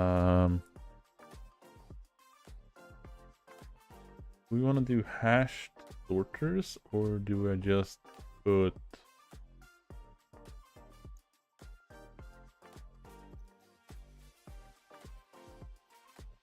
So what we're doing here, we're essentially going to put all of the sorters that we have on the network is going to be put into any mode. And then after that, we are going to clear the memory of the specific sorter. And then we are going to write out the specific item we want to filter out. And then we execute that code once. It gets stored inside the internal memory of the sorter. And when we don't have to worry about it. So unlike the regular sorter that you set up with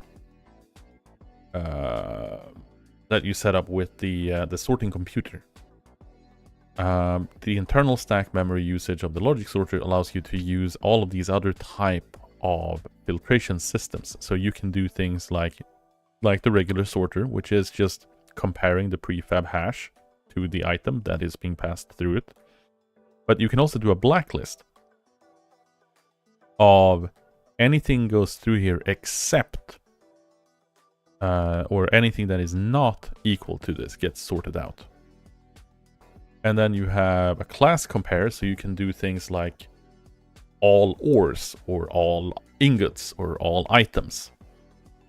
And then you also have a quantity compare that you can use where you can look at how much of it. So if it's not, you know, a full stack, it gets shipped over to the left or so on and so forth. So just a lot of fancy things you can do with it. But we are going to be using the very, very basic stuff. And we are going to, let's grab the hash for it. We're going to do define sorters. And we're going to define the hash for the sorters. And then we're just going to do a SB sorters. And then we're going to do mode 1. So we have, here we are setting every single sorter of the logic sorter types to 1. And then we're going to set in, define the items we want to filter out. Or, you know, the items we want to filter for.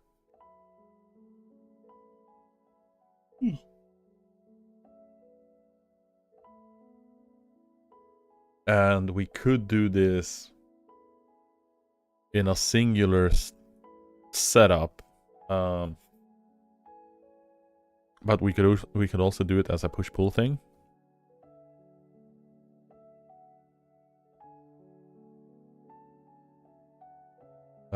So yeah, we need the IDs for them, don't we? Because we can't use, because clear, I don't want to do that. I want to be looking at functions. Because clear only takes a specific device or a specific pinned device. It doesn't care about anything else, which means we need the IDs of the sorters themselves to be able to do that. Which we definitely want to be able to do, so we are going to have to go through the process of checking the IDs of every single sorter. Which is a little bit annoying, but you know, it is what it is. We do this, we do sorter iron. And then 348168. It is in effect gonna help us out later anyway. 348163.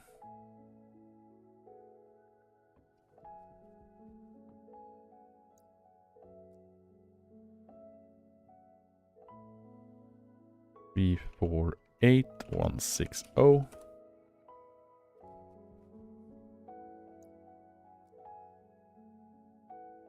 Call 3, 4, 8, 1, 5, 7.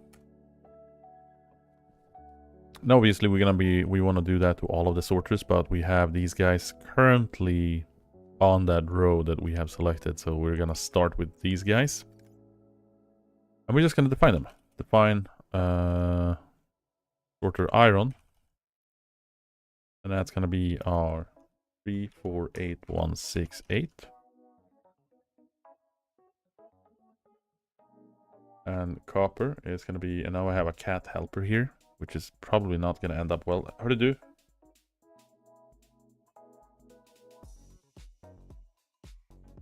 Thank you.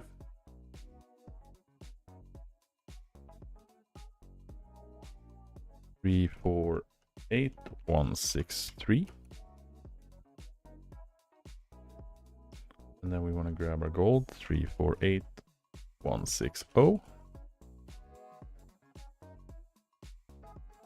3, 4, 8, 1, 5, 7. And then obviously we're gonna fill in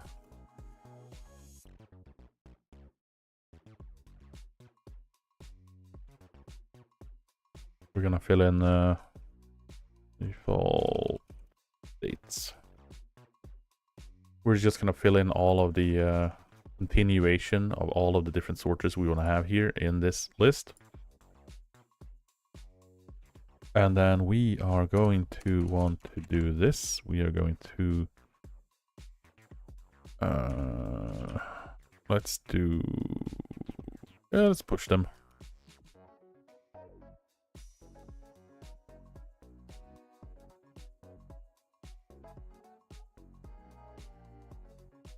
That way we have them set.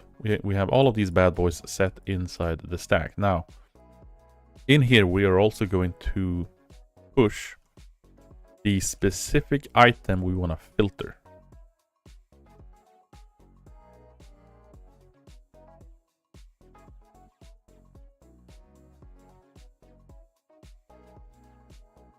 Actually, we don't necessarily need to do that. We can be cheeky. I don't know if that worked. I know it was having problems converting it to hash value prior, so I think we might just do this unless we really need the lines.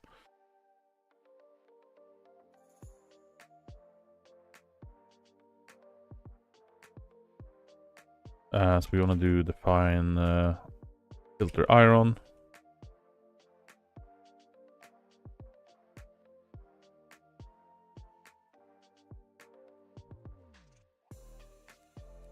So here we can actually do this.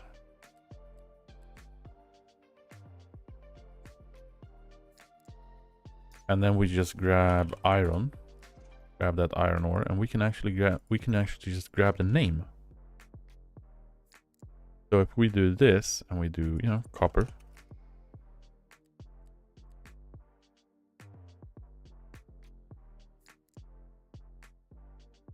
I don't know if coal is actually coal ore or if it's just coal.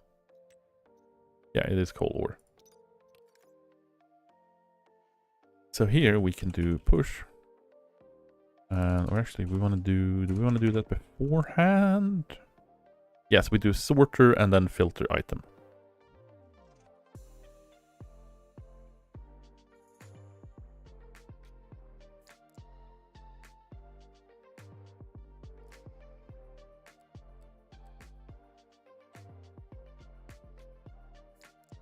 And why am I doing it this way? Well, we are going to be looping over it for the entire duration of the stack, and then we are just gonna be happy with it.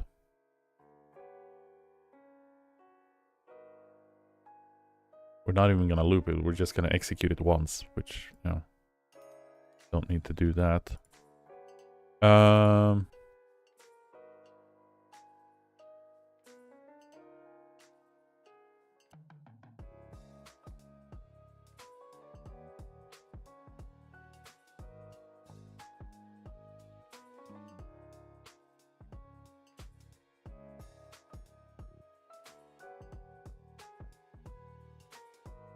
So we are going to, first off, we do a yield just to give it a little bit of a second to do this. And then we're going to do clear device, which obviously requires a device. So we are going to pop to our 0. And the first value we're going to pop is that thing. So what we also want to be doing here is we want to define, or we want to do we want to do an alias, because we want to set a name for it. We want to do selected device, and then we do alias selected filter. So here we want to pop into the selected device, and then we do pop selected filter. That is the item filter we want to use, or the item we want to filter for.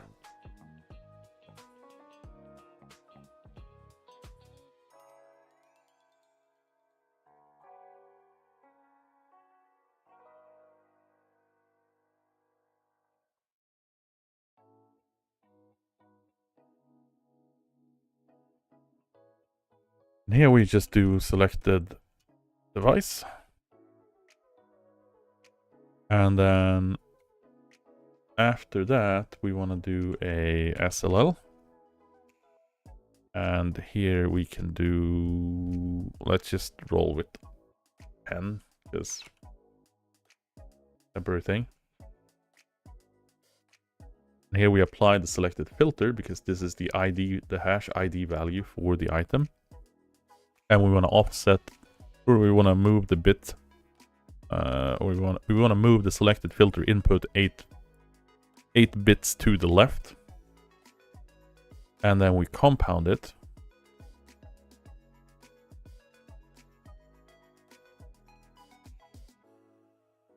What is it? Sorter instruction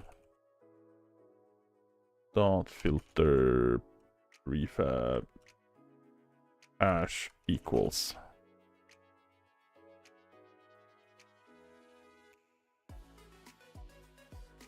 Selected device.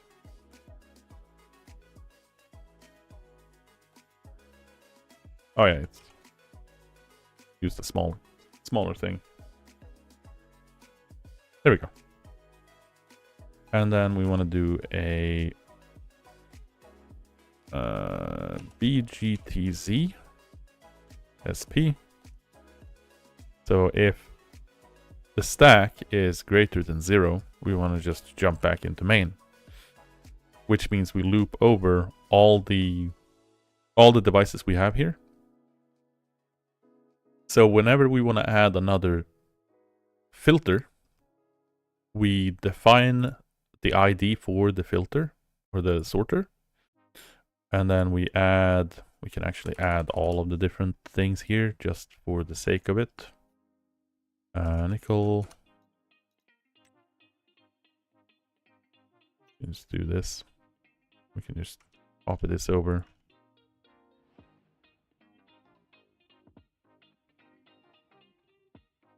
Let's just do that.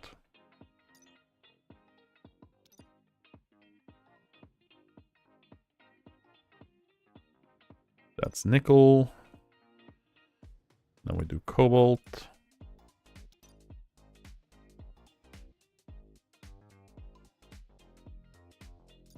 And then we have lead.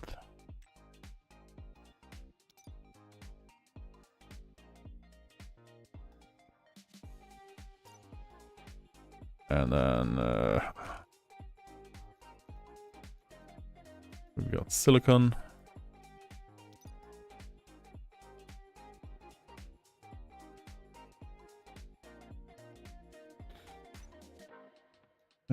What else do we have? We've got silver.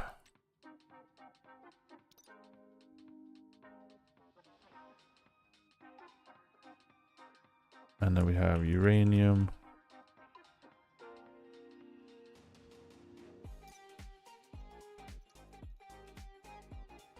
And 1, 2, 3, 4, 5, 6, 7, 8, 9, 10. That's 1, 2, 3, 4, 5, 6, 7, 8, 9, 10. And then we have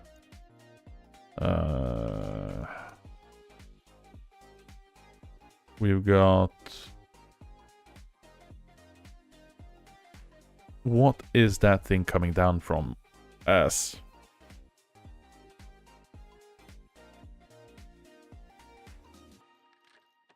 That pure ice? Liquid nitrous? Or is that liquid pure ice nitrous oxide?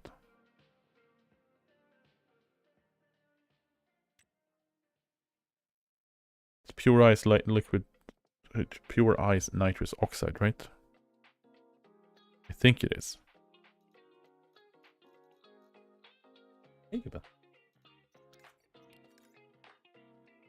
I'm pretty sure it is.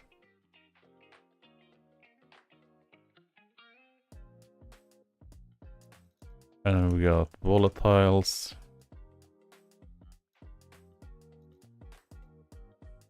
Which I don't know if it's ice volatiles or is it... I'm presuming it's these guys.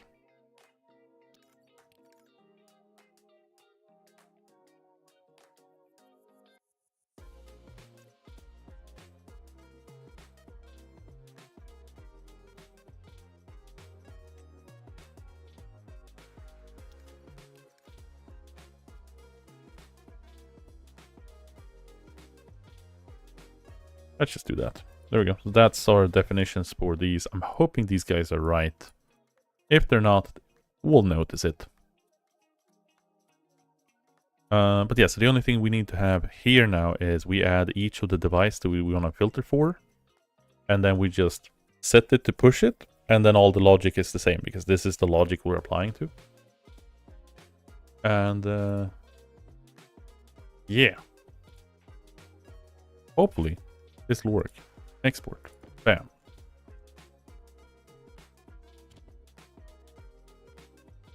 Yeah. There we go. It ran through the stack.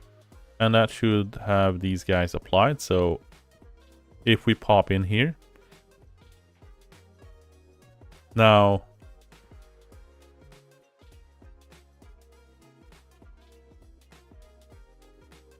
we should have been doing it in the opposite direction. I just realized.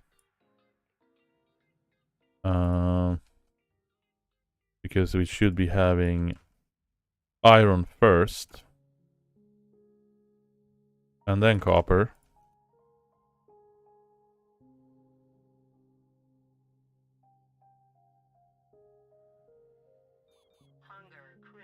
Because this is the device that's going to be applying first.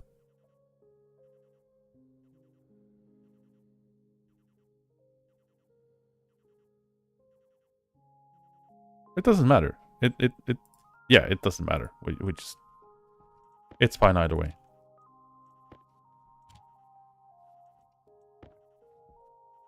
Since we're attaching it to the filter, I'm just, you know, being an idiot.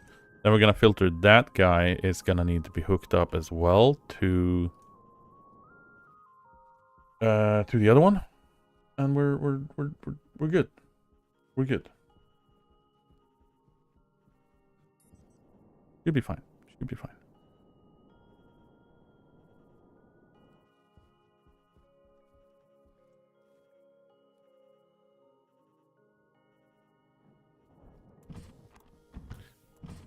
Hey, look at that. We have pressure, and I completely forgot to close the fridge again. Good work, Forge. Good work. I didn't like the durability on food anyway.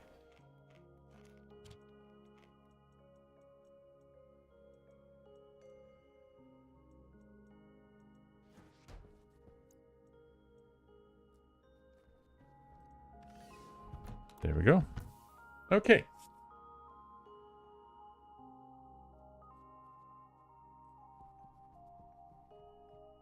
That is looking pretty solidly. Let's get these chutes down there as well. That is splendid. And we can pop that guy here because we don't need that. And we're looking pretty fine. No, that's a little bit too aggressive for my taste. Stick there.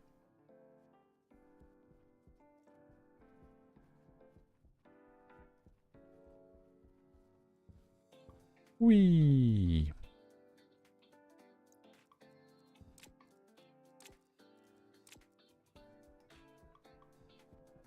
We need more pipes. Waste tank. Waste tank, for God's sake. We have a waste tank problem. It's full. The waste tank is full. Let's have our waste tank not be full. Also, how is our power doing?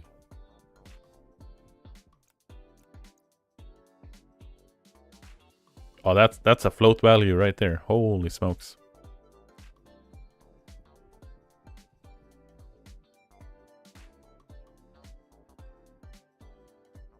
Okay. What temperature are you? Oh, 304. Okay.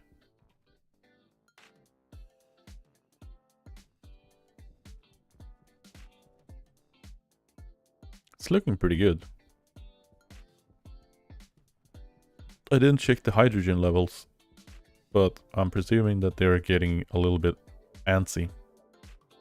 17%, okay. That's not too bad.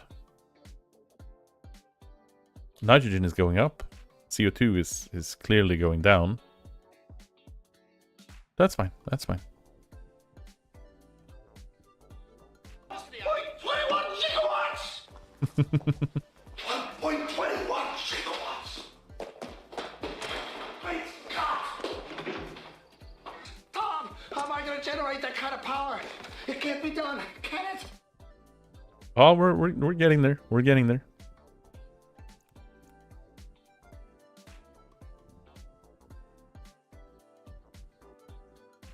We are getting there. And hey, Atreus, hope you are doing all right. That's a high freaking jump. Holy smokes.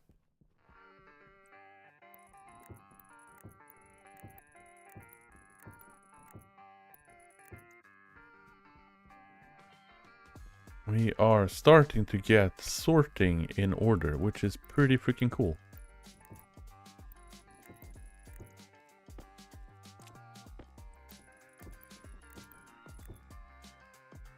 Oh, finally getting your War Thunder account sorted? Oh. That is very nice.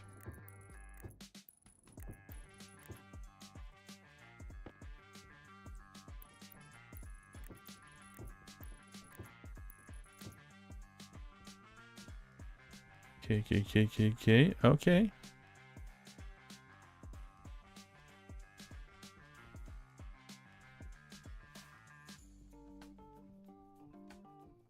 Something I would like, I would have liked to be able to do programmatically is set the names on the devices.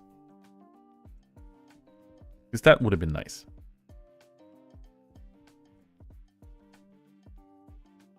But yes, that is our first row of stuff hooked up. Now, in theory, I need a ship for this combustion centrifuge. But wait, why are you complaining? Device not found at line 43. What are you talking about?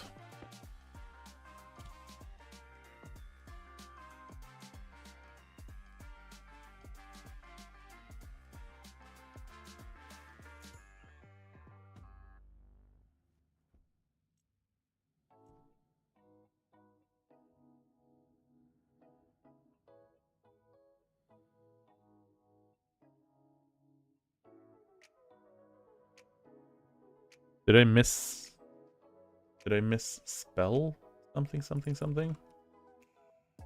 That's the coal. That's the gold. That's the copper. That's the iron.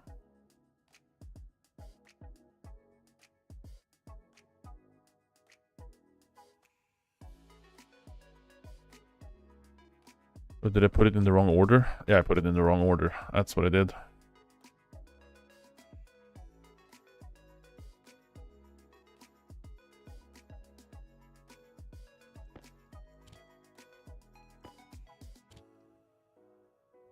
Because we pop device, filter, device, filter, device, filter, device, filter.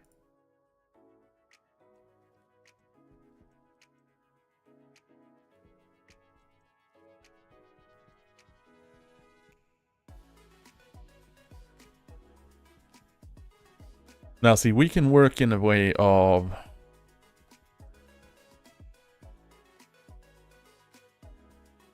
like we could grab the stackers and we can set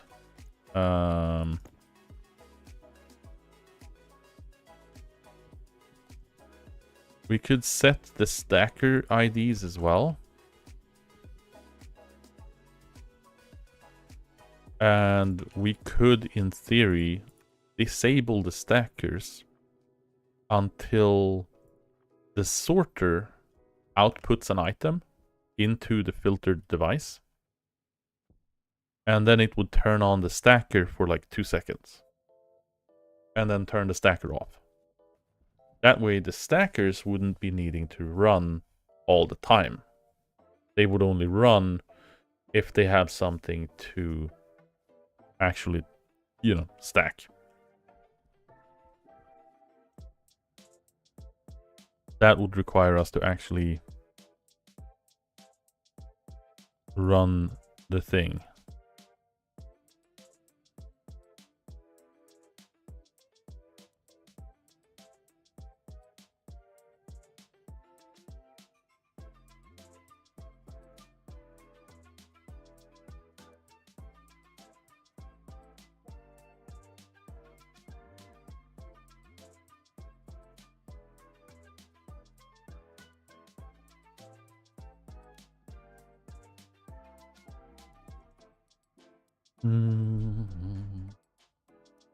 But yeah, I mean, there's only one way to test this out, right?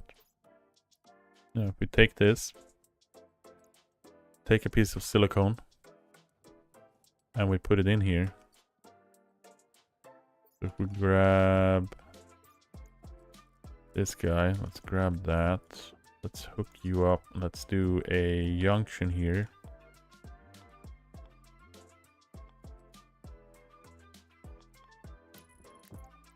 And then we do an input, because this is where we're gonna send in.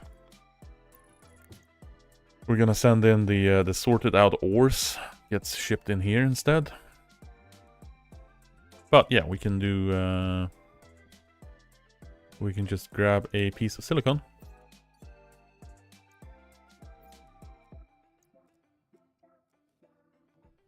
And then that should be coming out at the very end here. Yeah, there we go.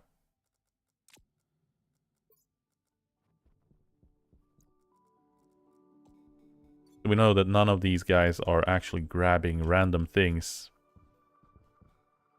It's just doing what it's told to do.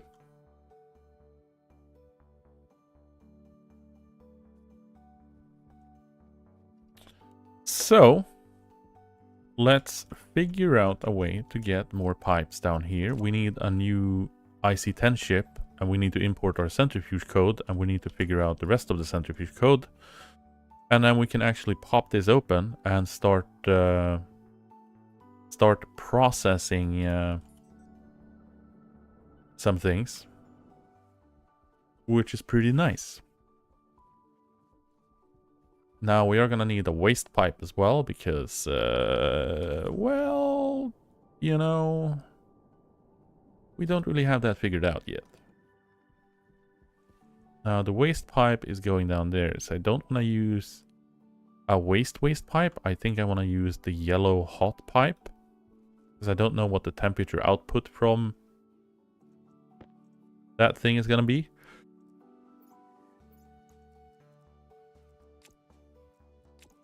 So we are gonna do this. We're just gonna nab you, just so we can use some insulated pipe there just for safety. And then we're gonna grab, let's just do this right away. Bam, done.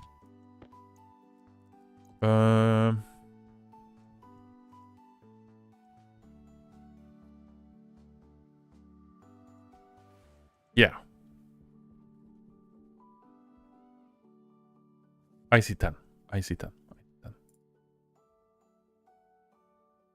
Gold and what are we missing? Electrum and some gold. Do we have some gold? We have some gold here. So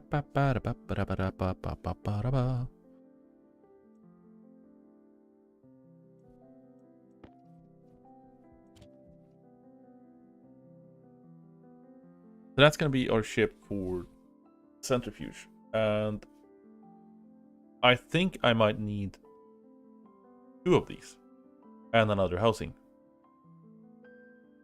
Because if I remember correctly, the centrifuge only emptied out the spent gas once the centrifuge is turned off, which in turn would mean the IC10 ship is turned off.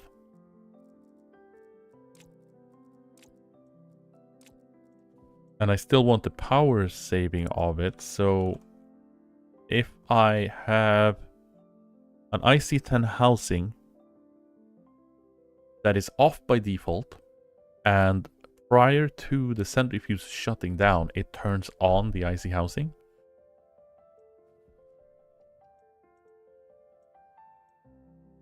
Which takes over the code programming. I don't know. We'll see.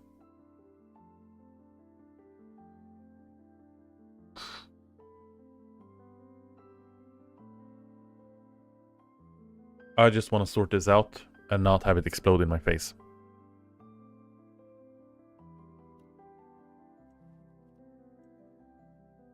While that might be a little bit much to demand, I'd like it to not explode in my face.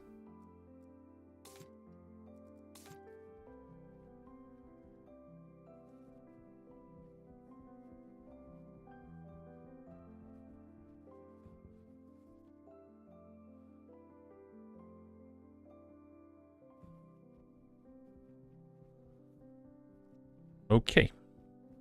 So we're going to copy in our old code that we had on Europa that we sorted out for the centrifuge.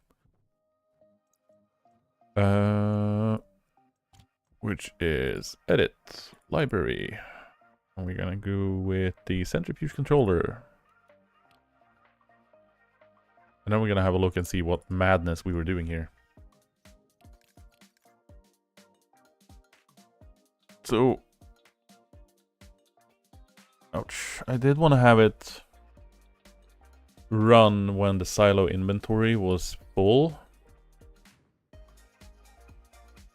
And then it would do it, but I changed it out so it just hits initialize anyway.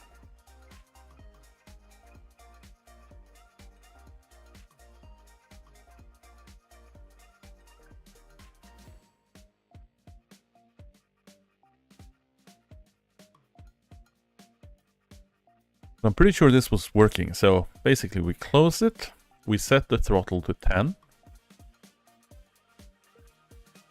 And we set that throttle. We set the throttle to 10, we set it.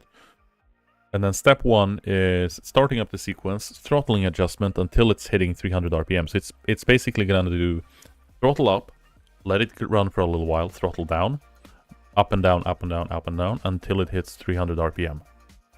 And then that's when we start to add the limiter and starts increasing throttle all the way up until throttle hits 100. At that point, the RPM is going to be 500 slash whichever else. And then we start applying the limiter. And then as it's increasing stress, we calm down, let it rest for a while. And then we keep going until it's running at 1100 RPM. At that point, we're running at full steam, and then I haven't really figured out what else to do.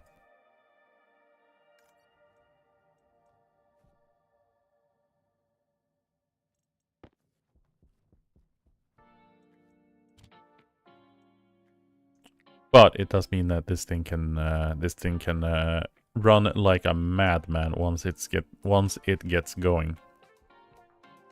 So we just want to have the input.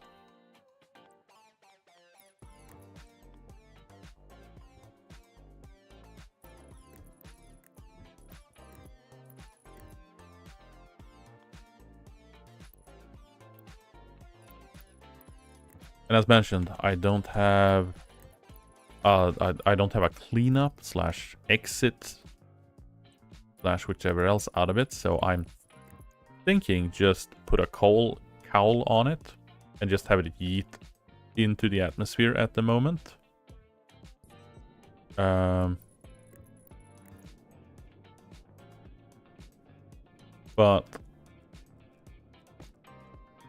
at the same time, I do want to preserve the exhaust from it. But I also just want to get freaking iron sorted.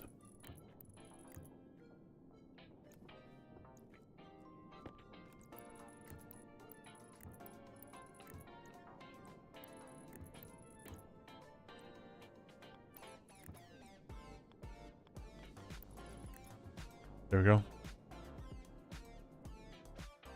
So, that is nitrous oxide fuel hooked up into the centrifuge. Now we don't have more nitrous oxide, but we do need to set up a nitrolyzer.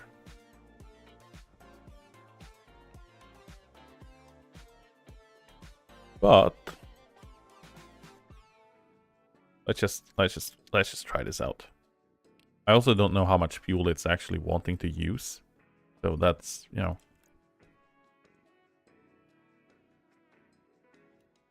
Device not found at line 42. Is that complaining about the freaking silo?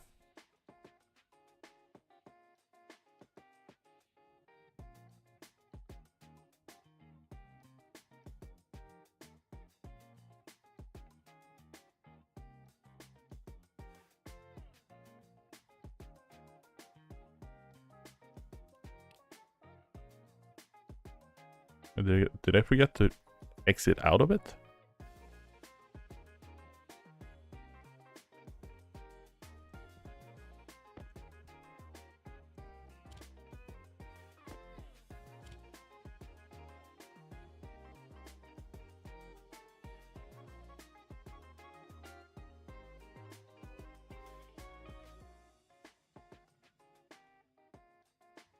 No, we don't need silo value.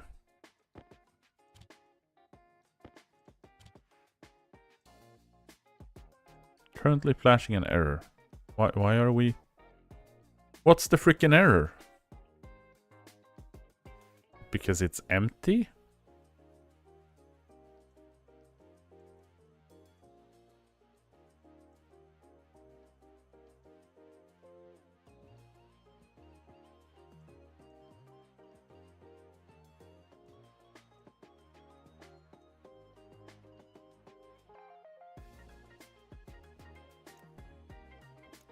Is it because it doesn't have an exhaust?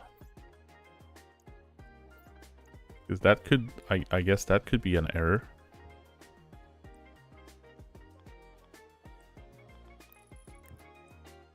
Yep.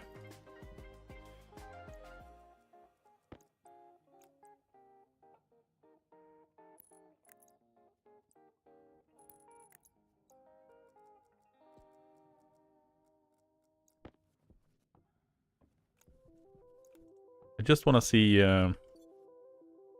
see how much fuel and what temperature it's coming out at, because if it's coming out at, like, you know, the set temperature we got here, we're looking pretty good.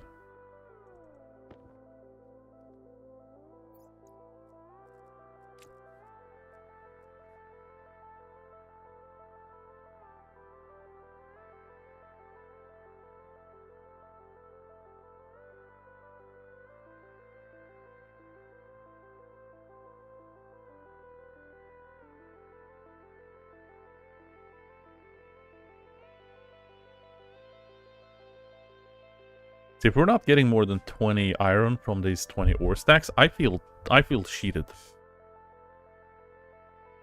Because it said it mined, you know, 4,000 iron. And it sure as hell wasn't 4,000 ore in the thing, and they stack in 20, and one of those storage bins has like 100 slots.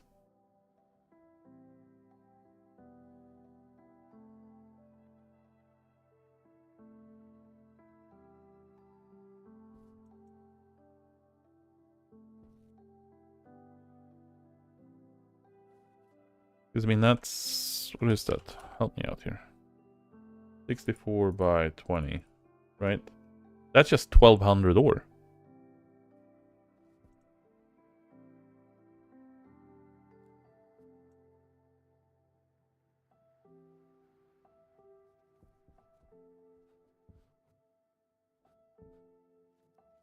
Also, now that we have this centrifuge going,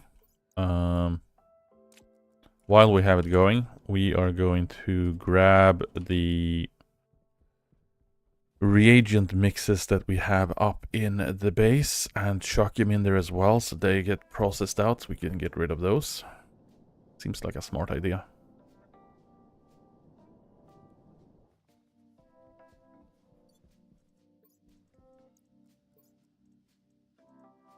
These guys here.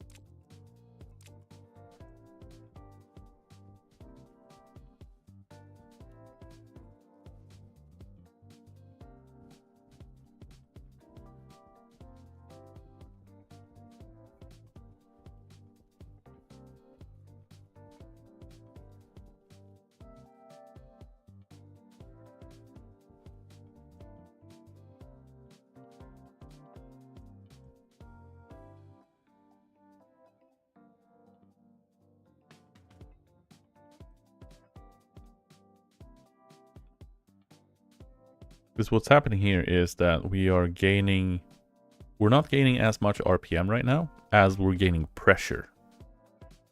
And once the pressure starts building up, we can increase the RPM without as much stress.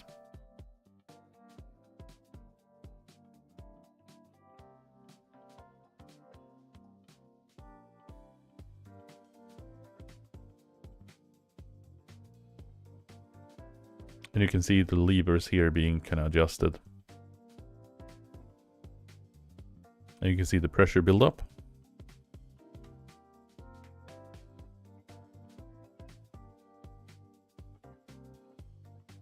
And now you can see the stress is going down really quickly, but the RPM is kind of wobbling about.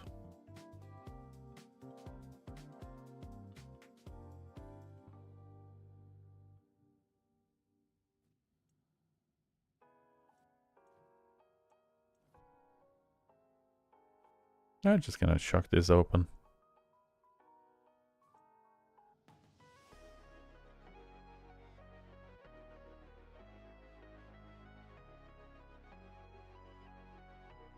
Because I mean, it was working pretty dang good on Europa, so we'll see if it still properly works. I'm suspecting that it'll go up to like 1.8 MPa pressure or 2. And then we'll start to see the RPM really ramp up.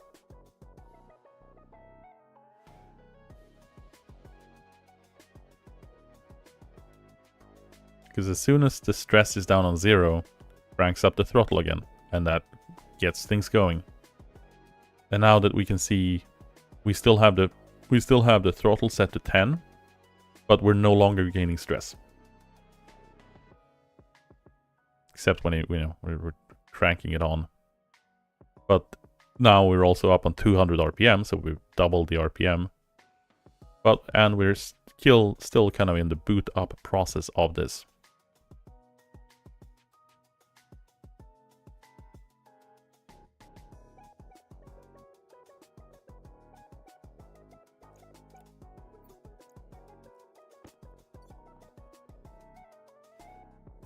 And as you can see, the temperature is also kind of cranking up. We might just put the freaking Stirling engine at the exhaust of this.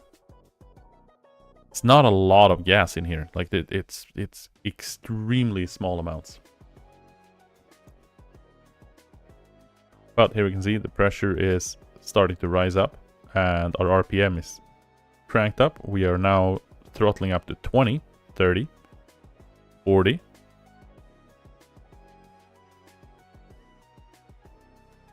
But we're no longer throttling back in the same capacity. We're just slowly increasing the throttle.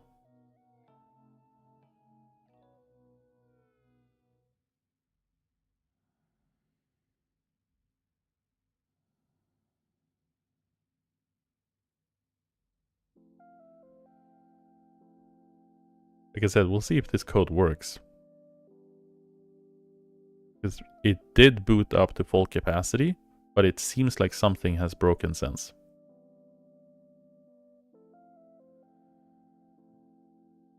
Because it should not get up to red.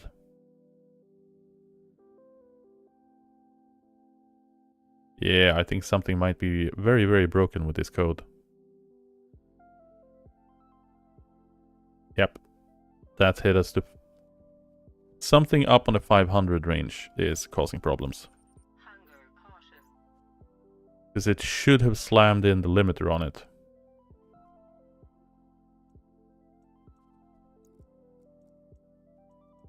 Is that because I messed up with... I changed something out?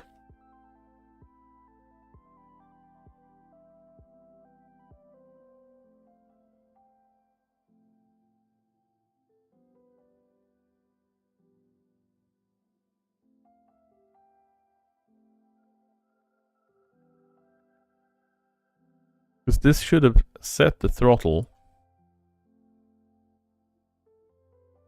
And then it should have popped into await stress and waited for the stress to go down.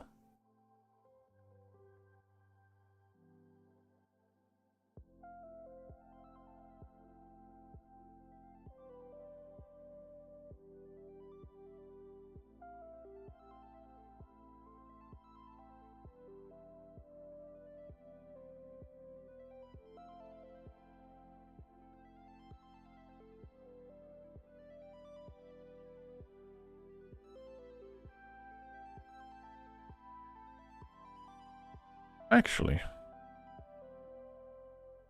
Yeah, I think I might have messed this up because it never added the limiter.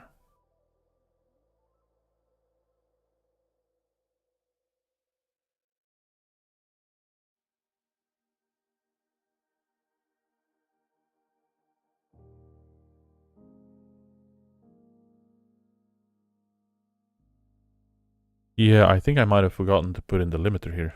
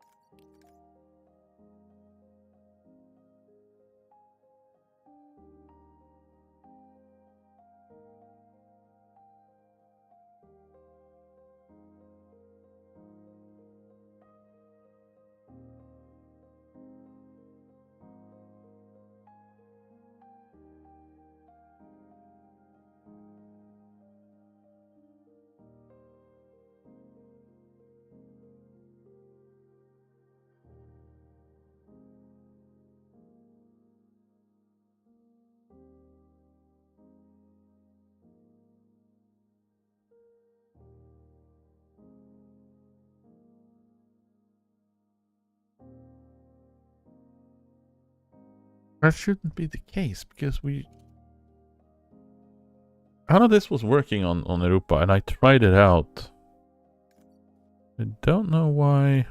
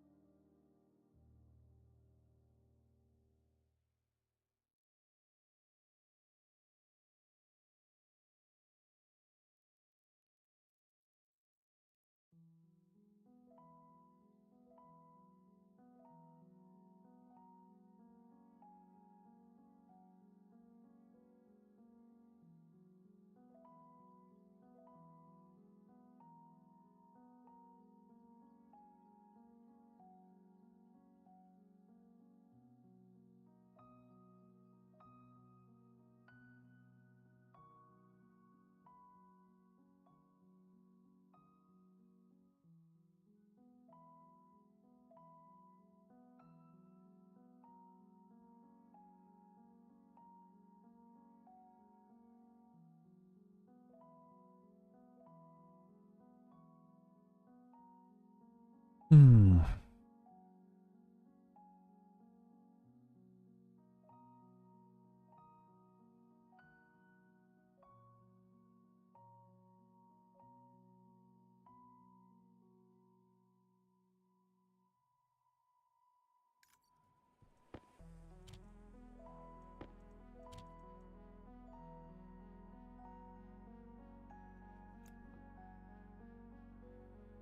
Yeah, so the gas coming out of this thing is going to be 2,500, which means the only thing we can mix it with is going to be the gas fuel generator output.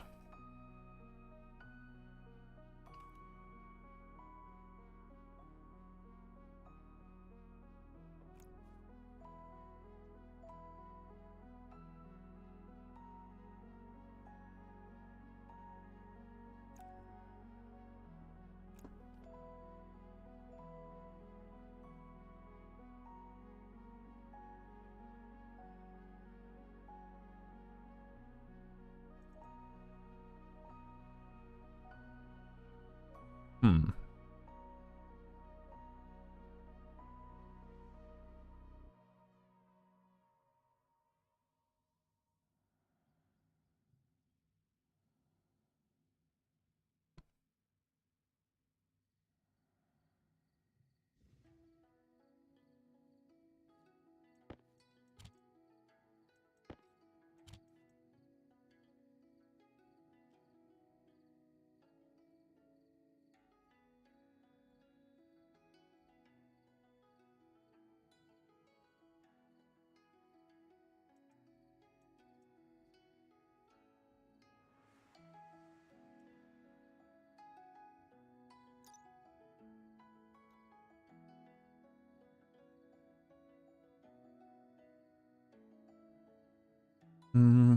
Does anyone know how much reagents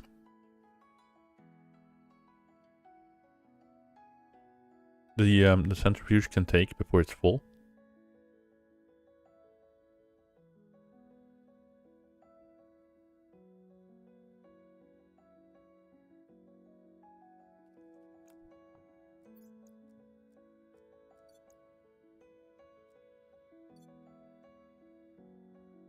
Just on a principle.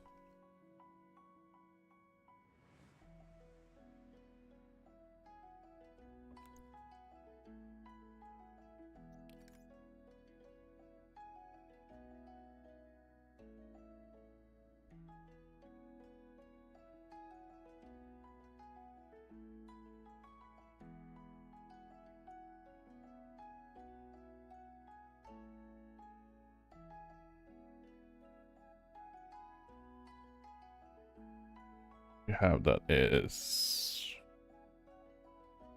R10.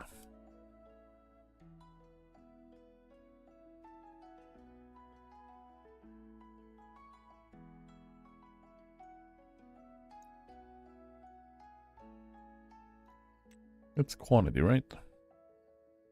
Yeah, it's quantity.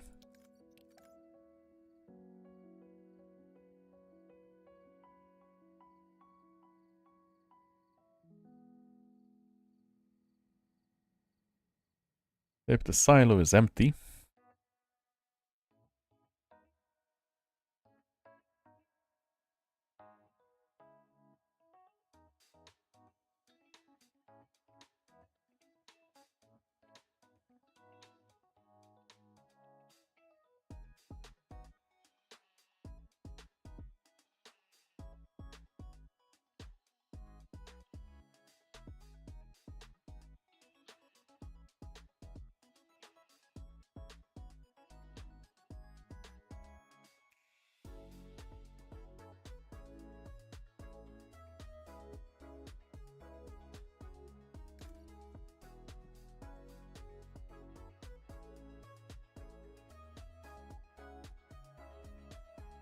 I don't know what it's doing now, but it's not doing what I wanted it to do.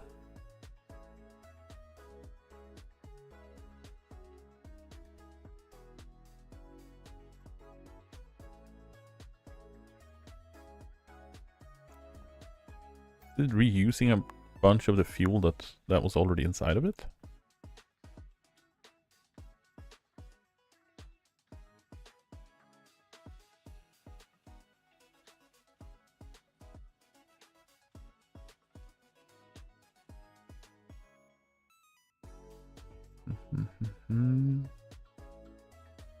Well.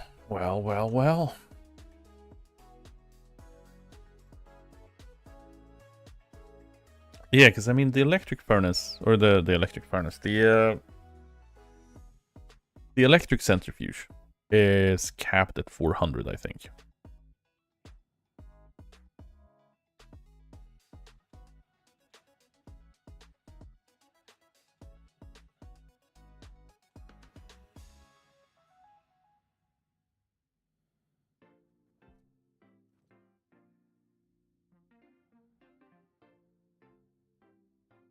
I shouldn't have to babysit this. This was working fine on Europa. It was running at full fucking steam. Annoying that it's not. And I mean, as you can see, it's like the amount of fuel it's used, the amount of fuel it used to run that sequence was a whole like 1.4 moles.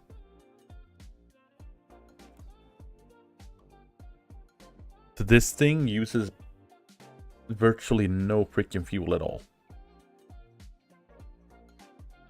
Because as soon as we hit 0 stress, it's gonna bump the fuel, right? Kicks it up 1 notch, waits for a second, and then pushes it back down.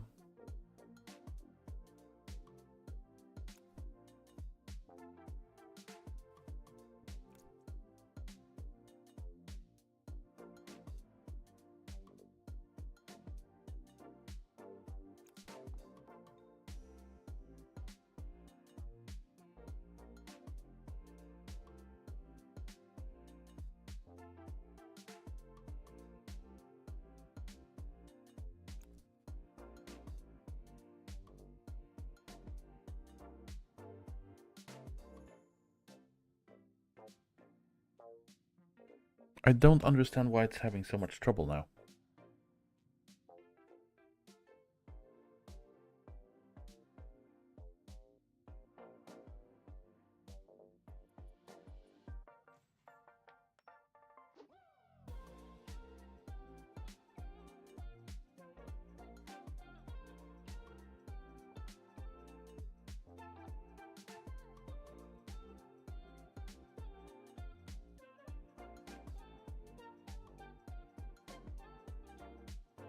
I don't understand it.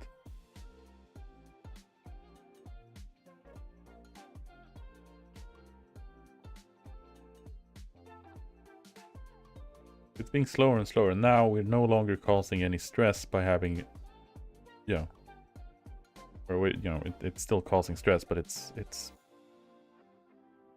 manageable. What I probably should do is I should hook up an LED light and push it through whichever, so it prints out a color for the stage it's at.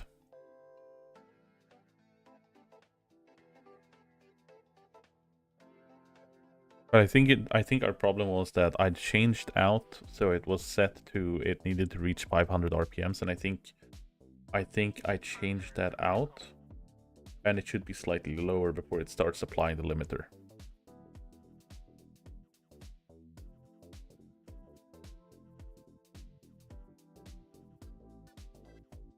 So I've adjusted that and set it to 450, and hopefully that should be good.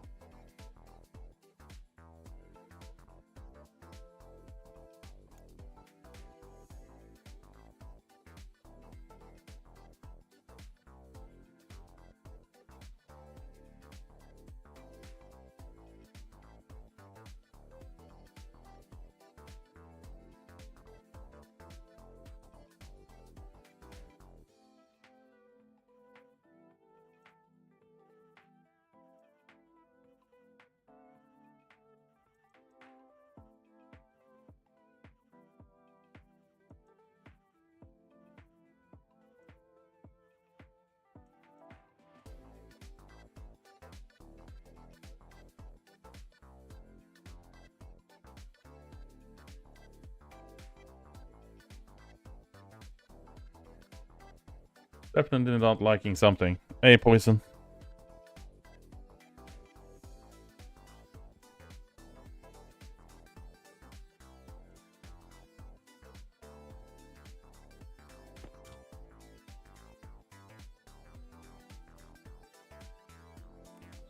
Hydration critical.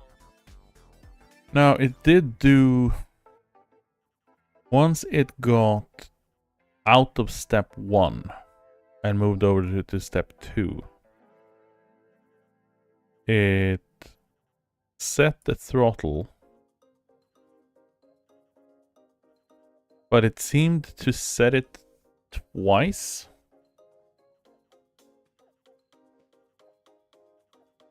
Yeah, I don't think your messages were getting through. I think the Twitch was just messing with you.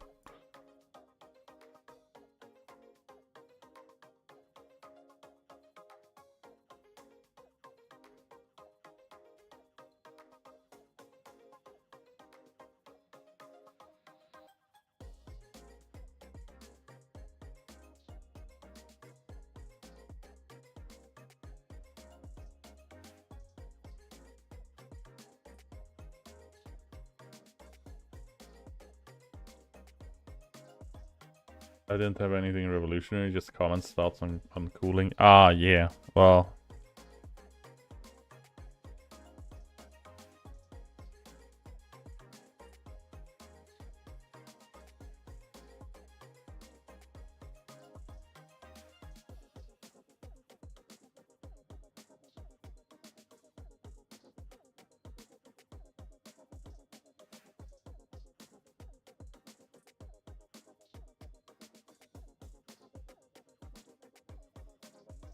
yeah, because what should be happening here, right? So inside step 1, it accelerates,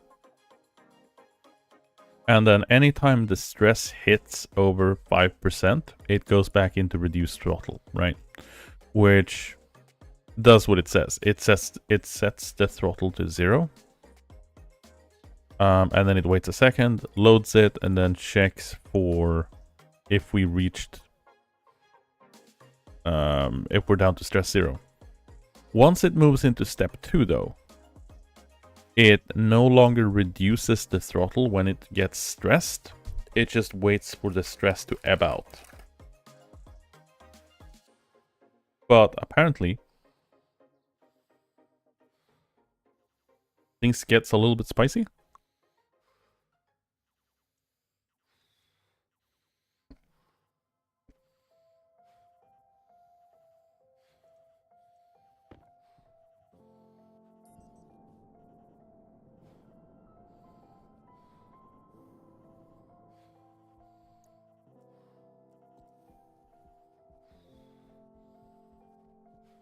And like that, I don't know why.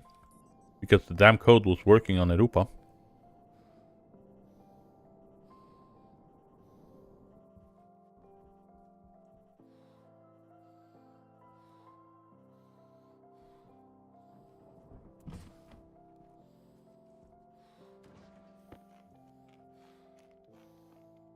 Hunger caution.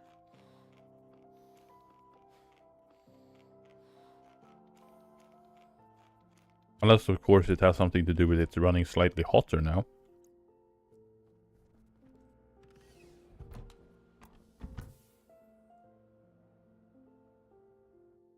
But I'm not entirely sure.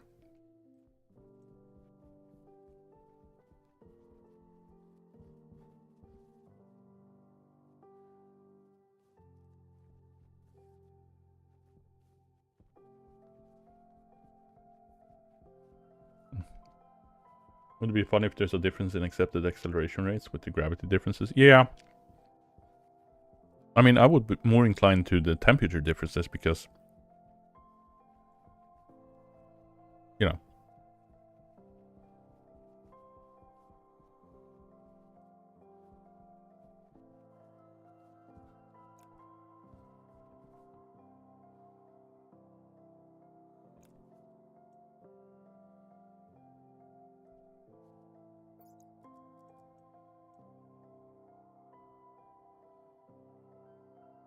This storage area is turning out really pretty. Yes, thank you, thank you.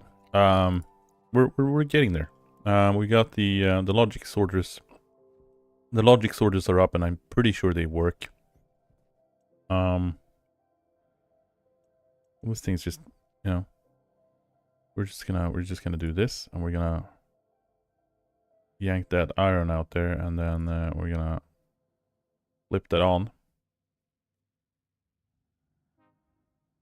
Clearly something is being wonky there, but look at that.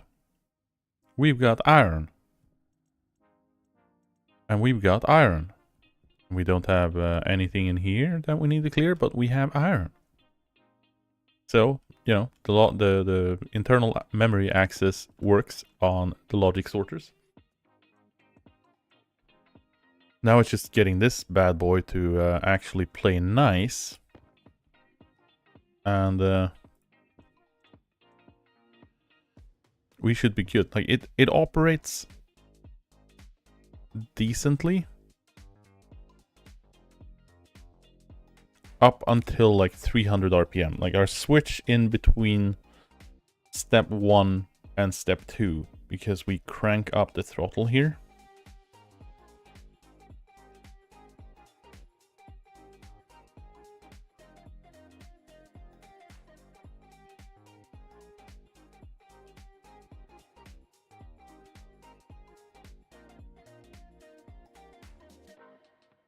I mean, we should be, as soon as we hit 5% stress, we should be waiting. Because we never got to a point where it started applying the limiter.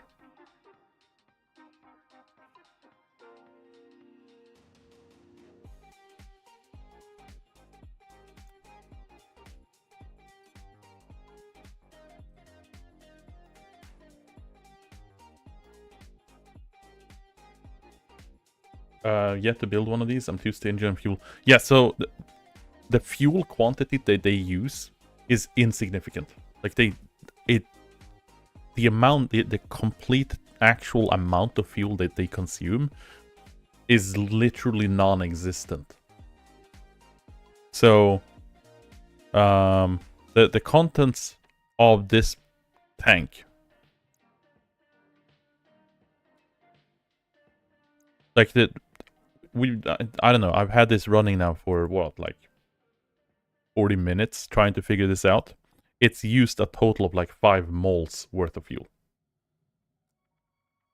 It's just like they don't barely consume any fuel at all. It's literally a stack of, like, you could run a combustion centrifuge on a stack of volatiles and a stack of nitrous oxide for, like, I don't know, 8 hours.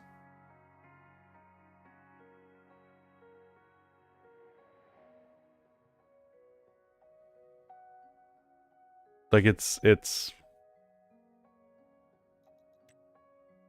like, you pop this and you get a like a singular unit of volatile. Can probably run this for 4 hours. And we're talking 1 unit of ice.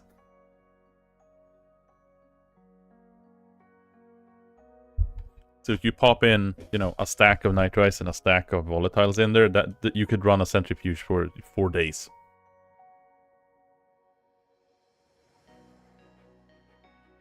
Now, arguably, of course, if you use electric ones and you're running it on solar, then yeah, you know, that shit's free after you spent the resources in investment in in building the giant array of solar panels that's going to be required to power the entire thing. But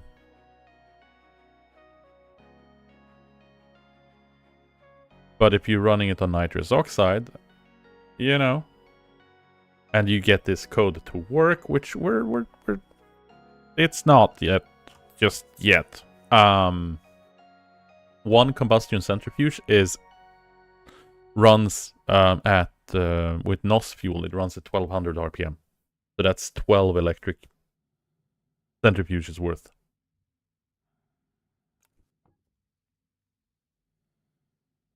Not to mention the fact that, you know, the gases that comes out of it is coming out at 2500 C, so you could put it into a Stirling engine and you can use it for power. Not that it's going to be a lot of power because it's non-existent fuel consumption, but, you know, hey. Whichever. And it is also not consuming all of the fuel you're putting into it either, which is also important to take note of.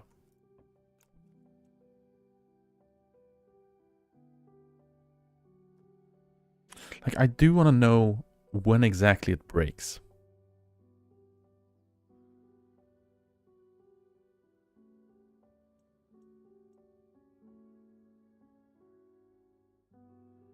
And I wonder if I should just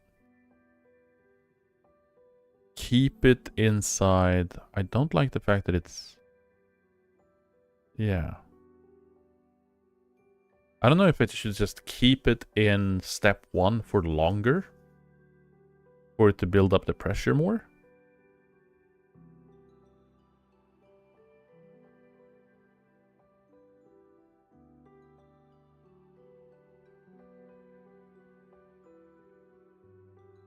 It's a bit of free thermal energy to play with. Also feed able to a furnace for hot tank top up. Yeah.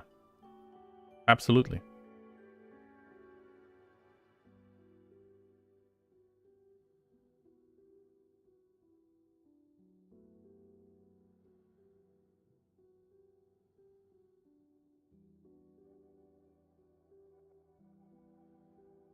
Like it's slowly and surely gaining traction. Until it hits like, what was it, like 2.8 MPa pressure or something. So what happens is that, you know, you hit that, you hit the throttle, and the throttle inputs fuel into it, and then the stress that you're seeing is generated is generally from the consumption of the fuel. So as soon as the fuel is completely consumed, it starts to calm down and reduce the stress. Now you could, in theory, instead of reading the direct stress level to reduce the throttle, you would read the fuel quantity instead. So as soon as you have some fuel in it, you'd cut the throttle and then you'd keep adding until back and forth until you start hitting the RPMs you want. Now I'm curious if, now that it's starting to pick up here, so we are having a constant fuel increase.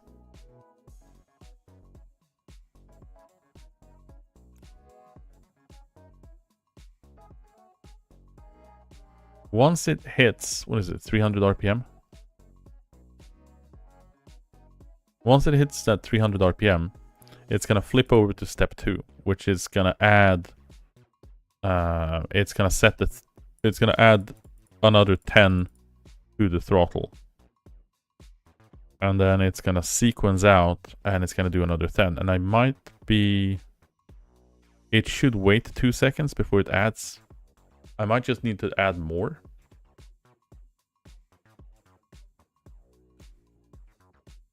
Yeah, I think I might just need to add some more waiting time in between.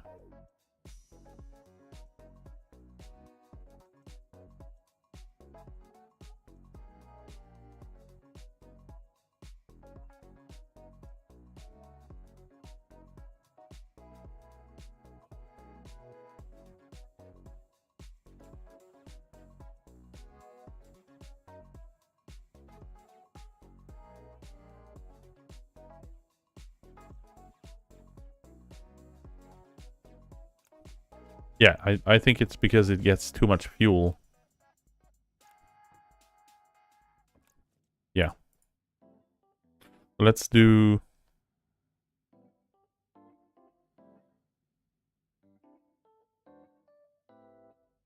Let's add a bit of weight.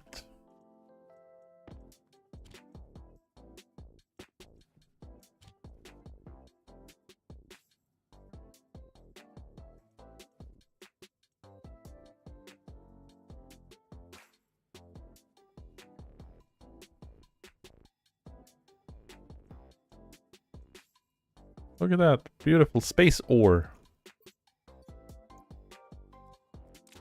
This is our space iron.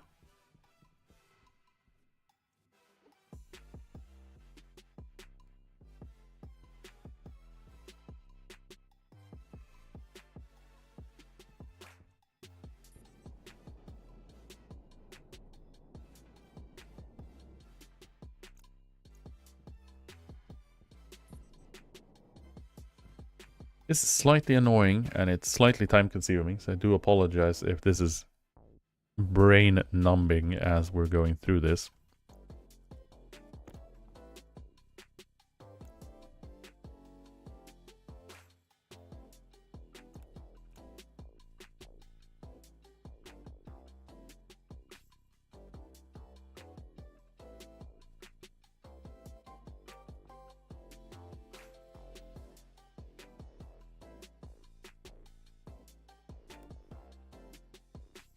Kind of curious what happens with the pressure, because once it reaches 0, it should dump the pressure out and dump the temperature.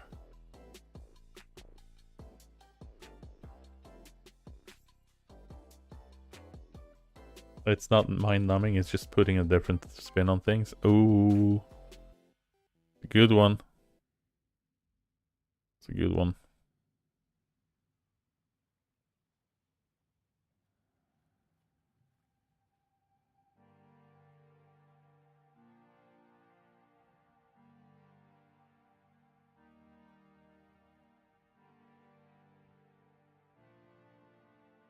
Yeah, see, we didn't empty out all of the fuel either.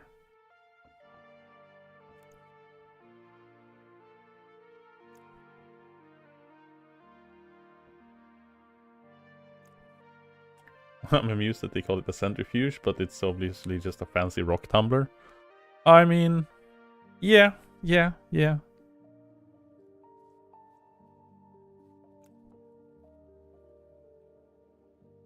I suppose. It's a rock incinerator. Just leaves you with the ore.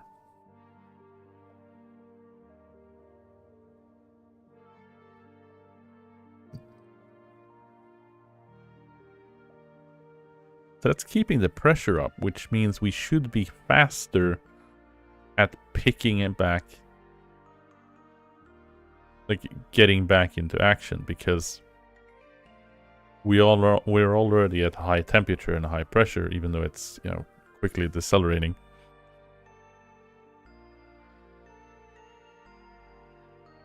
But I have a feeling that inside here, instead of just or I guess inside await stress,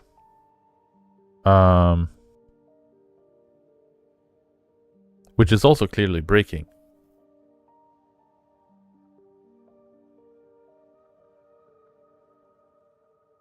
Because we're loading the values.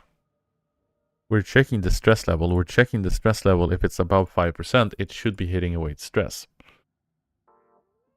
And then if we're clear of stress, that's when we throttle up. And then it should be going to sleep. And then checking the stress levels again. Inside stress, we're essentially just waiting.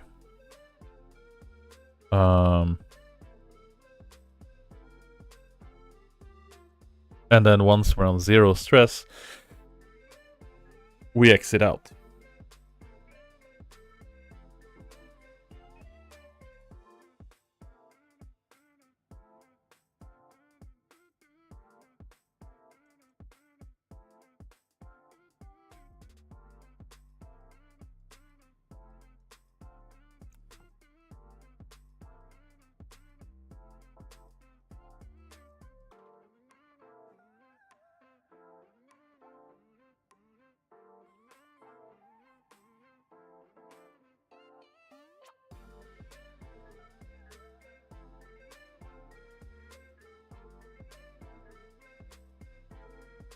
But it's essentially boiling down to, as long as it can keep the stress down while consuming the fuel that gets added to the system,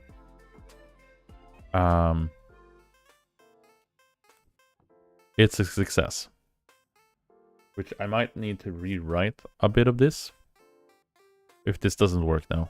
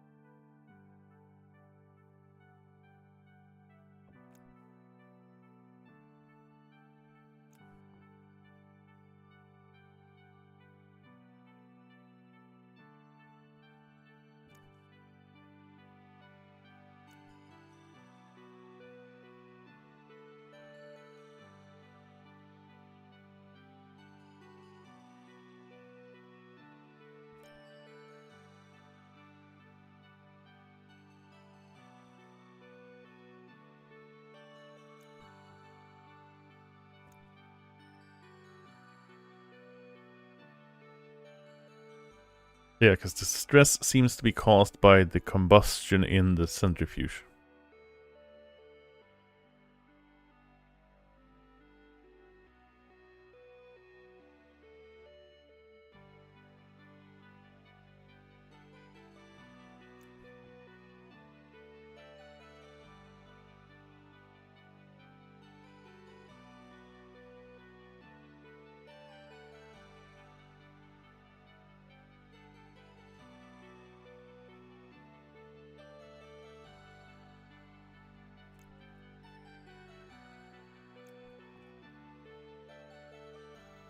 And it's more so the pressure that needs to be correct for it to be able to scale up.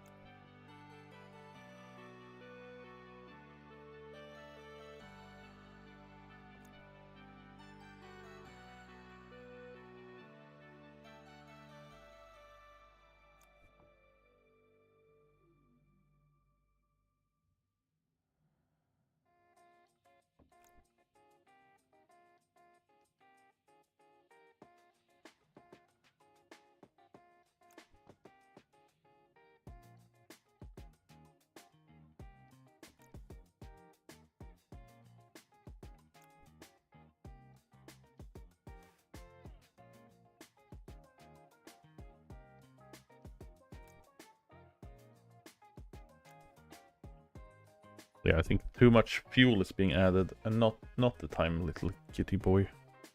Not the time.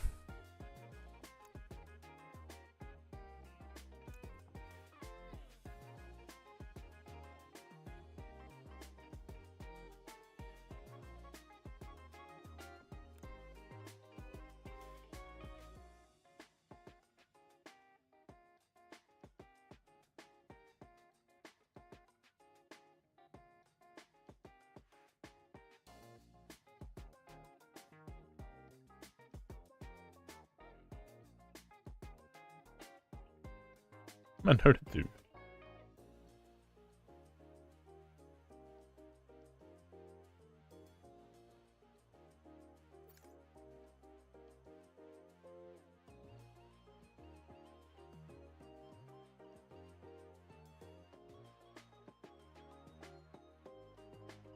Plastic eating cat.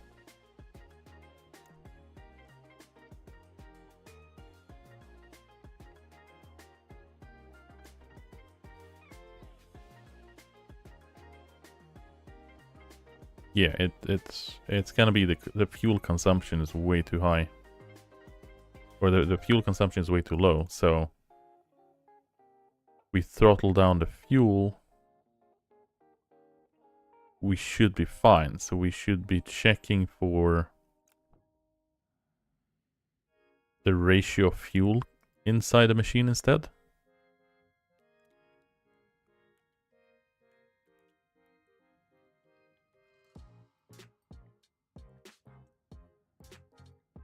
Waste tank caution.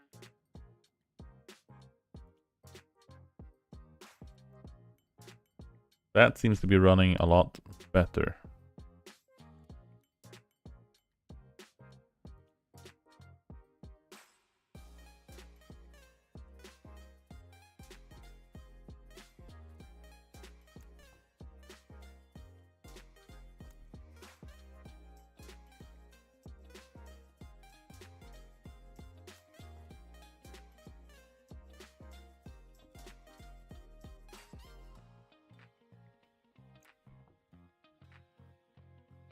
To do.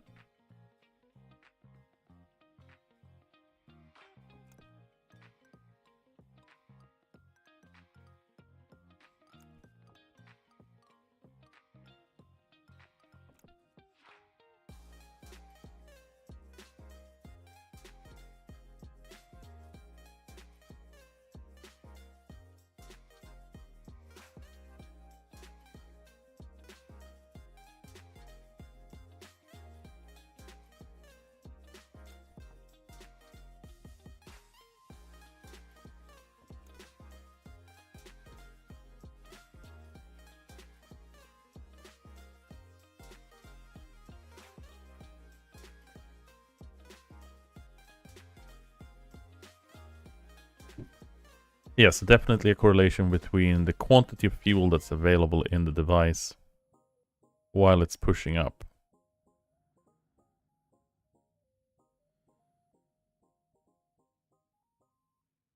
So that's gonna need to be adjusted in code.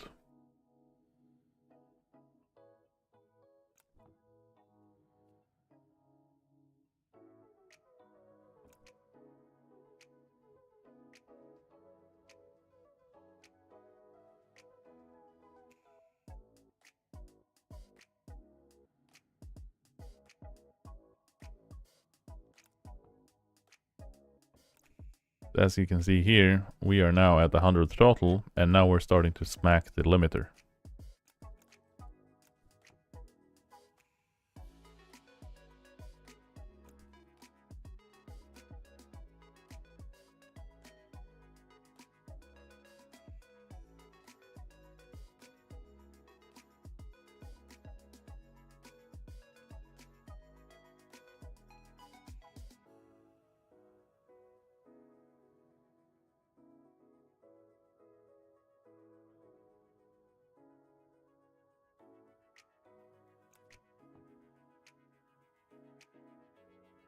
Which means we're now starting to look at a stable quantity of fuel constantly in the device.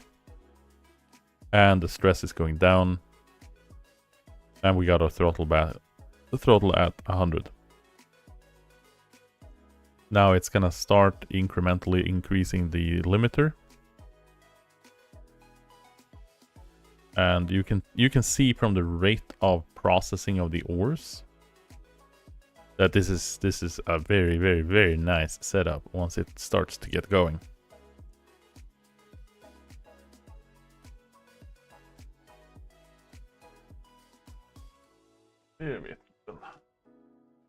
Cat wants food. And then as the limiter is being pushed up further and further, the rate of fuel consumption is going to be adjusted towards the input. And after that set, so we still have a little bit of a hurdle in the middle there. But you can tell that it's, you know, from here on out, it should be fine. Once we hit 0 stress, it'll flip the limiter 10. That'll bump the stress level. It'll wait until the stress evens out and then bump it again. And then that's when it's gonna keep going until it hits 1200 RPM.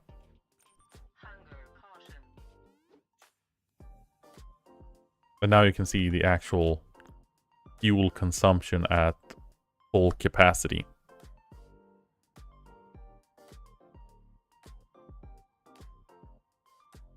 which is, you know, a lot higher. But if you stick the device and to like 600, 700 RPM, you're usually fine. But going at absolute max crank speed, 4,000 degrees, you know, it's gonna consume fuel.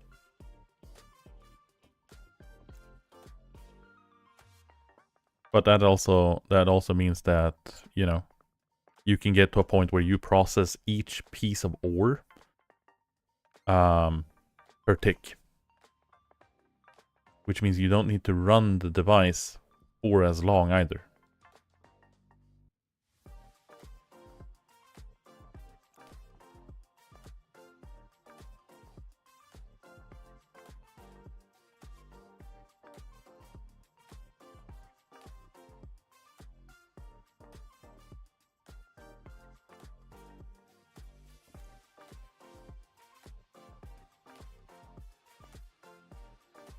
I will be right back.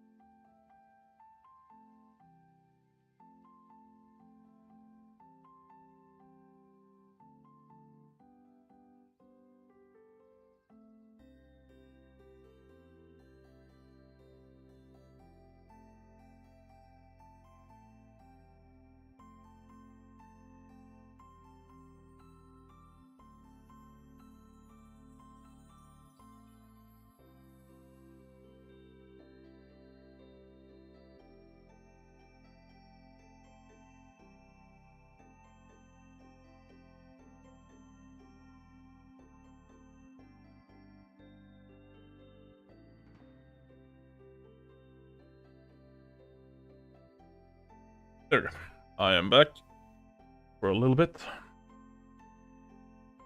But yeah, so that is the centrifuge running at full throttle, full tilt, and I mean you can see the rate of fuel consumption. It is somewhat, but then again, you know, if you're booting this up, and you can tell how quickly it's processing the ore as well. If you only need to run this for, you know, 10 minutes or something, and then it shuts down because it's out of ore, it's not too bad. It is actually pretty nice. And as I said, this is, you know, it's a nice temperature to put up the gas for a furnace, as example, but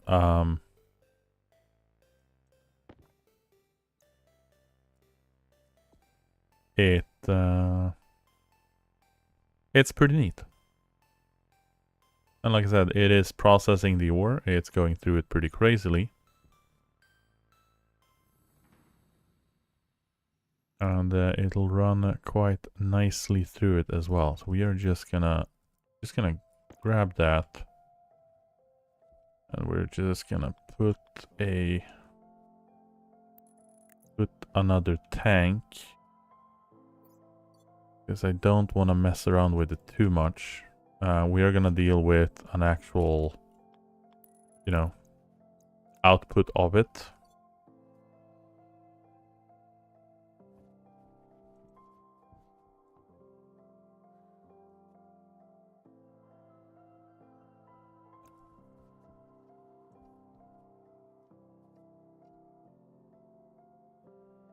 But that should have us processing through all of these in 10 minutes or something.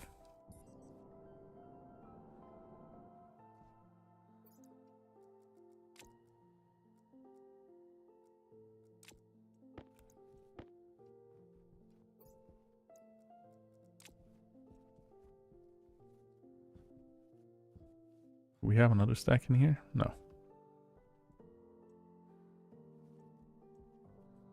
That's fine. that'll give us a whole bunch of iron that we have been desperately wanting to get a hold of. And we are coming up at 11:30, and I am kind of happy. We've gotten fuel hooked up to the centrifuge. We figured out the centrifuge little quirks that we still had to deal with. We finally got our first bits of refined ore from our space adventure. We still got a little bit of code cleanup to do with the centrifuge to make it properly run the startup sequence correctly. I forgot to empty out the waste tank again. This is why we're gonna have waste tank emptying stations a little bit here and there, because me forgetful.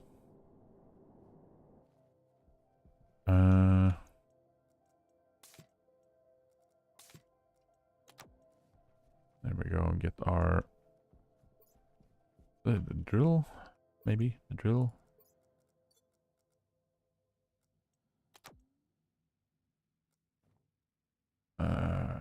Which freaking device? Oh yeah, it was the welder that needed freaking resupply of power.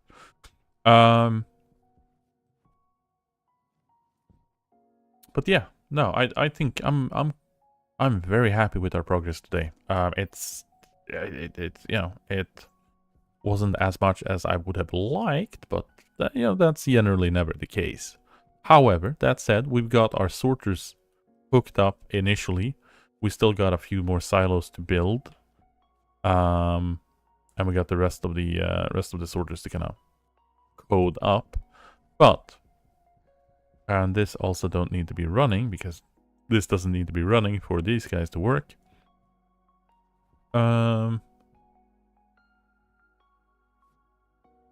Yeah.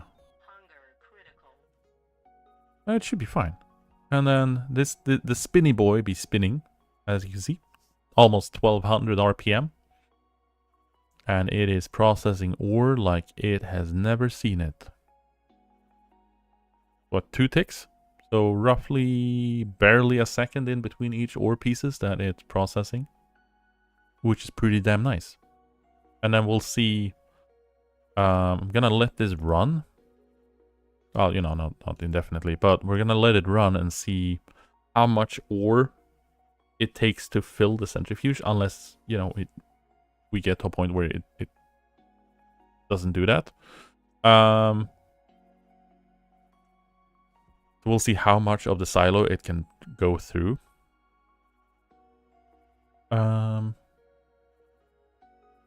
And that's pretty damn nice. We are gonna get the other centrifuge hooked up as well. We're gonna get another code for that. We're gonna clean up the things. But for tonight, I will say thank you all for watching, because it is getting a little bit late, and I do have my normal job now, so I need to get something to eat, get some sleeps, and all of the other things in preparation for that. So we're gonna find someone to pop over and raid, and maybe Fuldoma is still on Venus. Who knows? Pretty sure something is probably exploding by the end of it. Oh yeah, he's running a subathon as well. You know what? Let's pop over and say hi. And as always, we're gonna save this up here, the 229. We did not get a lot of days forward, but you know, it is what it is when we're in the pause menu. I will say as I always do. Until then, I will catch you later on, and have a good week, and you know, wherever it may be, morning, night, day, and start up the raid thing. There we go. And yeah, take care, good night, and have a great week.